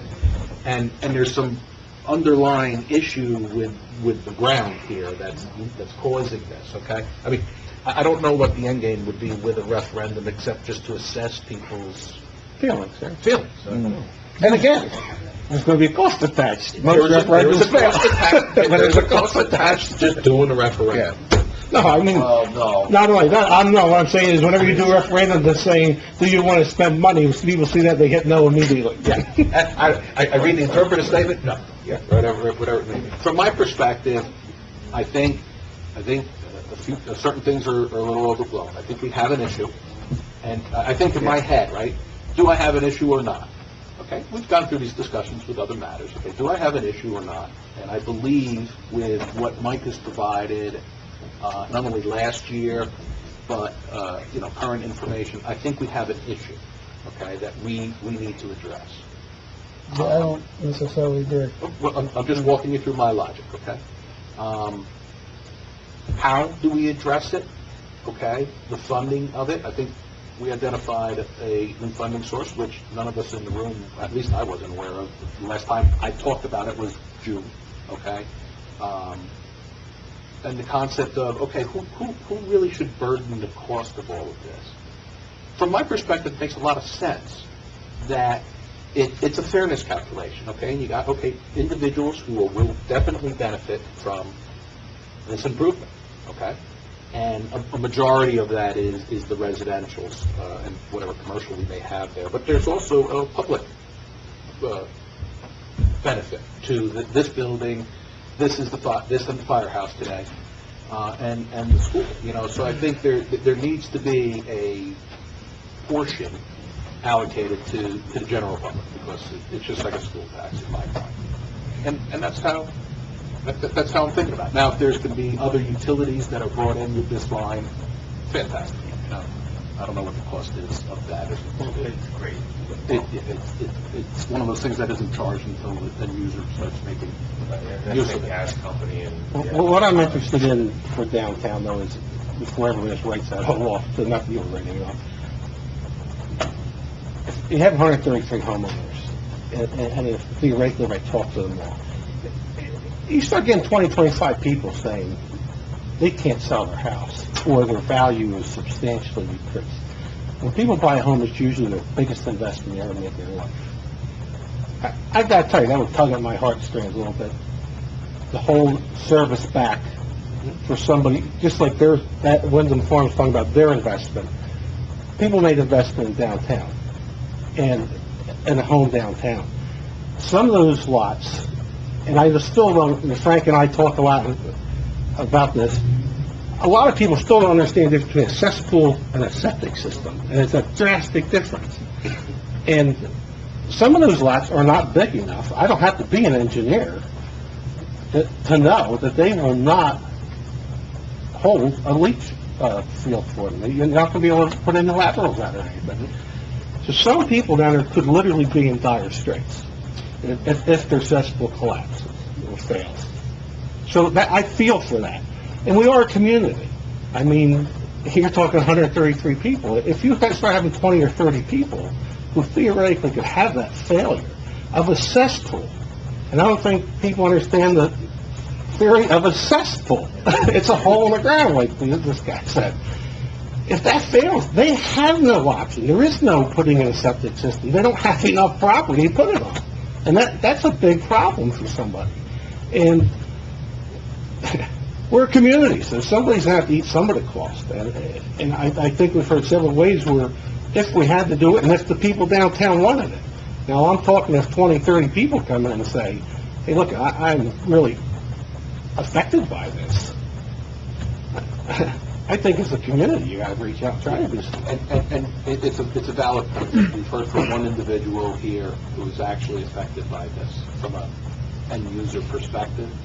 I did get a call from a resident that lived, she indicated that she lived on Main Street, and she was extremely interested in seeing this because she was having septic issues or cesspool issues. I don't know if she knew the difference. And I think it's a shame that those individuals aren't here in mass. You know, I think people came today with you know, a notion in their mind that they're picking up the tab for all these other homes coming online. You know, and I wish it would be the individuals in on Main Street, on the affected areas, that really tell us their case. You know. I mean, I don't expect to take the money out of the sewer fund. I agree with you on the double taxing, but I think you have a portion of the community that may have a problem. Now, like, again, if we talk to them, and 15 people say I want it, well, then we have a whole other issue. Yeah, I don't think you really have that number, so that's an important thing to get. Yeah. And we don't really know the extent of the problem, that's the problem. No, well... Because every home on that study has been already collected. Well, one thing we don't know for sure is we don't know how many are cesspool, how many are septic. We don't know that. That would be a big thing. Yeah. Yeah, there's a lot of things we don't know. So you're basing on what? I understand the sentiment. Well, those people who have a cesspool may be getting pumped 4 times a year. Now they're paying $800 for a system that they could be paying $500 a year. How many is that? That's the question. Yeah. That's the $1 million question. We need more information, but... And then where are we going with this? How do we get Are we leaning towards a referendum? Well, from my perspective, I'd rather start with the survey. if anything, I don't think a referendum's going to get you what you need. Because a referendum is for 5,500 people, okay? So why wouldn't that be what we need? Well, what would you be asking them? I'll be asking if they want to fund a project. Who says they're funding the project? All right, so let's figure out how that's happening. No, I think we've covered a lot of ground here with regard to... Somebody's funding a project. It's either going to be... I thought I laid it out before, okay? It should be the end users through this grant, or through the DEA, okay? We got to look at EIT. No, the USDA. The EIT is a different source from my perspective. You go after USDA first, because you got an eligibility thing there, and you're whacking off 30% of the cost. I don't care who it is. I'm all about lowering the cost. But the public will be funding the municipal part of it, right? Yes, but it is, I mean, I don't know how negligible that cost is. I mean, no, Jim, we're cutting hundreds of dollars from our budget right now. Like, we're literally looking at... Okay, what's the alternative, Frank? Huh? What's the alternative? Put it for referendum, that's the alternative. No. One way or another, we need to take care of our waste at this building. One way or another. We're fortunate we have enough room to put a septic system in. Well, we do. Well, I don't even know if we could put one in with all the regulations with the class 1 stream that we're sitting next to. Yeah, there's issues here. Okay? But at the end of the day, we're going to pay something, whether it is a septic or a sewer connection. We will pay something. That's a given. And for all of these residents here, I think it's more of a burden to them to go through that process of trying to get an individual septic. And I think it's on us from not only a Board of Health perspective, but as a township committee. There's comments that we have to do anything. So that's a red herring. I don't know where you're bringing that up. Well, all of this information comes out of... Comes from permits that people got to fix their septic. Okay. That's all. And, so, I don't agree with going down the referendum path. I do agree with going down a path of knocking on doors. You know, Bob, you want to go knock on doors? I'll join you, because I'm just into this stuff. You should see what I did with my own septic, okay, and aeration and all that fun stuff. But hey, you know, if you don't get to, you're not going to do a mailer. People aren't going to pay attention to that. Go knock on the door and see if that gets any success. And to be honest, that's the other problem with a mailer. Yeah. I mean, unless it's an anonymous reply, there's people I don't think are going to be honest. Yeah. How are you going to get this answer that you're looking for? Ballpark what it would take from a cost perspective to knock on 137 doors and get some sort of assessment. And you may get you may get a lot of people. I mean, someone just called me out of the blue for no reason and said, hey, I hear you're on a committee. I got a septic issue. This is a great thing. And I said, hey, see you at the meeting. One person showed up. So I know before the meeting, I think a lot of people were leaning towards referendum. Now it looks like we're not leaning towards referendum? Well, I'm just giving you my opinion, so no to referendum, yes to I would the just love to see survey, how you'd word it. and yes to contain the If we cost. can word it properly, where, you know, Well, we have that we're input. gonna have to it's worth the show... cost. What's that? I don't think it's worth the cost of a referendum. I think people have elected us. Yeah, you could say that I'm for sorry, every single referendum that gets proposed. Listen, Low-Pat just People put a have elected- referendum out for People 600,000. elect their township committee, okay, politically correct, in order to make these decisions, okay? And if we go back and nickel and dime and say, you know, we gotta hit you up for half a cent or whatever it may be, at the end of the day, on their tax rate for the sewer connections for the town hall and, you know, school, and the old school that we want to actually improve so we can sell and there's a revenue there, it gets complicated. Well, how do you figure all that out? I just don't think... I tend to think if you thought the referendum was going to go your way, you'd probably be for it. I firmly believe in 99% of the things we do up here that we were tasked with that job. We're the ones who have to do those tough questions. We have to answer those tough questions. Maybe I shouldn't chime in, but I'm going to. In my entire career, I've never heard of a referendum for sewer. I've never heard of going out to the public to ask if they want to build a sewer or if they want to build a road or anything like that. It's usually just a function of government. But that's People not have to say to it flush can't be toilets. done. They don't necessarily I'm want just to saying, pay for it. I have never done a referendum What's that? for a sewer. It's a health issue. The problem with this township with a referendum too, though, is, I could pretty much tell you what's going to, people like on my end, who are not going to get the sewer through this, they're not going to, well, if we already have gas, we don't have water. Yeah. Everybody on there is going to say, well, why should I pay for anything? I'm not getting anything. The people from Wyndham Farms are valid with their argument of, I'm already paying for it, don't use my money. Yeah, don't touch my money. All right, so, I mean... And the people downtown are sitting in there, well, I don't know what to think for them downtown, because I have heard a lot of people say to me, I don't want it, I don't want to pay for it, I don't want the expense. But let's assume they do want it. They certainly, 133 people can't pay for a $2.2 million project, so that's pretty much where you're So we made the decision that this is a top priority capital project. It's higher priority than the firehouse and the municipal. No, well, that's not fair. That's when we didn't talk about a firehouse, or municipal building, or anything. The firehouse is no longer a capital project. They're on their own. They're on their own. They are They're on going to their fund own. the whole thing on their own? That was the I plan. personally think they should use the 1.4 million, Yeah. borrow it from you guys. No, yeah, that is the plan for the firehouse, is it's going to be self-funded.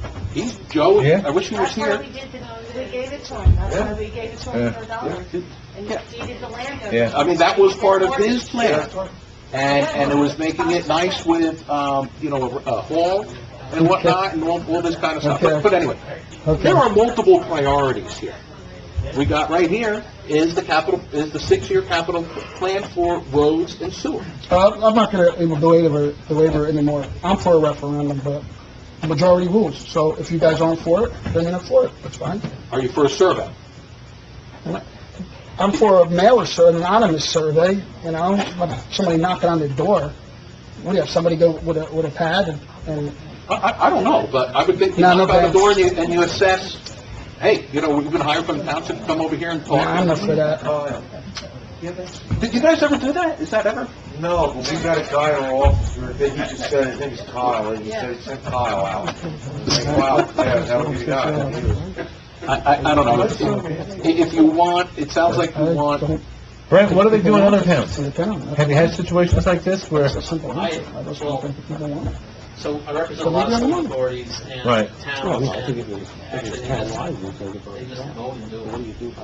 It's not a big referendum. That's why I'd like to know that. That's what I'd like to know. So why don't we come up with a further way to investigate that? They would just vote as to whether they want it or not. Well, let's come up with a suggestion. We can talk about it. Well, we can go all night, so I think we'll... So where we at? Well, if we're done talking about this, are we done talking? Can we move on to the next agenda item? We're done. No, we still have one more thing. We have to take action on Do it. Let's go. on awarding a bid for the 2016 lawn cutting service. So what do you got on this, Michael? Well, we had bid opening on Tuesday. I actually emailed as well as passed out hard copies of the letter we just did. We got 3 bids. They're outlined in our letter. Looked at the bids.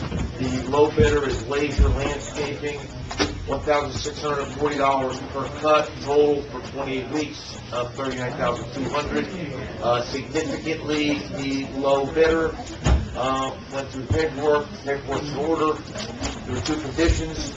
One is that Attorney Landry provide approval of the bid bond and consent of surety, which we did send to him just today.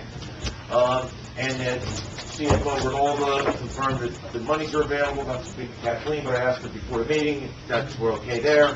My recommendation, unless you have any questions, would be award the lawn mower, because time is getting late. We're going to start on grass. In fact, it's scheduled to start the beginning of April. I'll make the motion. Laser Landscaping with the I'll second it. condition Hold of on, attorney review, right? Labor is Attorney approved. Landry's approval of the bid bond and consent of surety. I'll make that motion. Second. Adams? Yes, discussion? Yes. How many acres we talking about? Oh, boy, I didn't bring the, oh, you said it.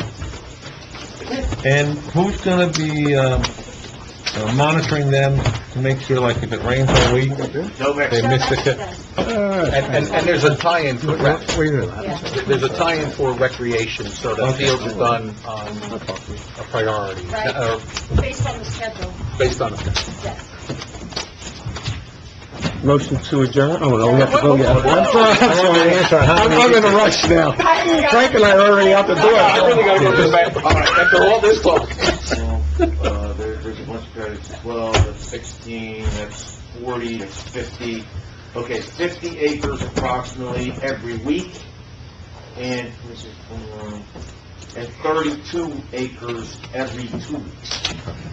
So 1 week, you're gonna be doing 82 acres, the next week, you're doing 50 acres. Okay.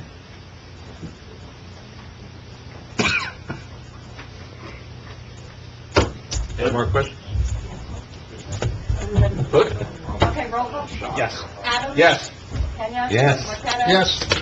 Yes. Parsons? Okay, motion. Motion to adjourn. Yes. Second. We're done. Hey, Here,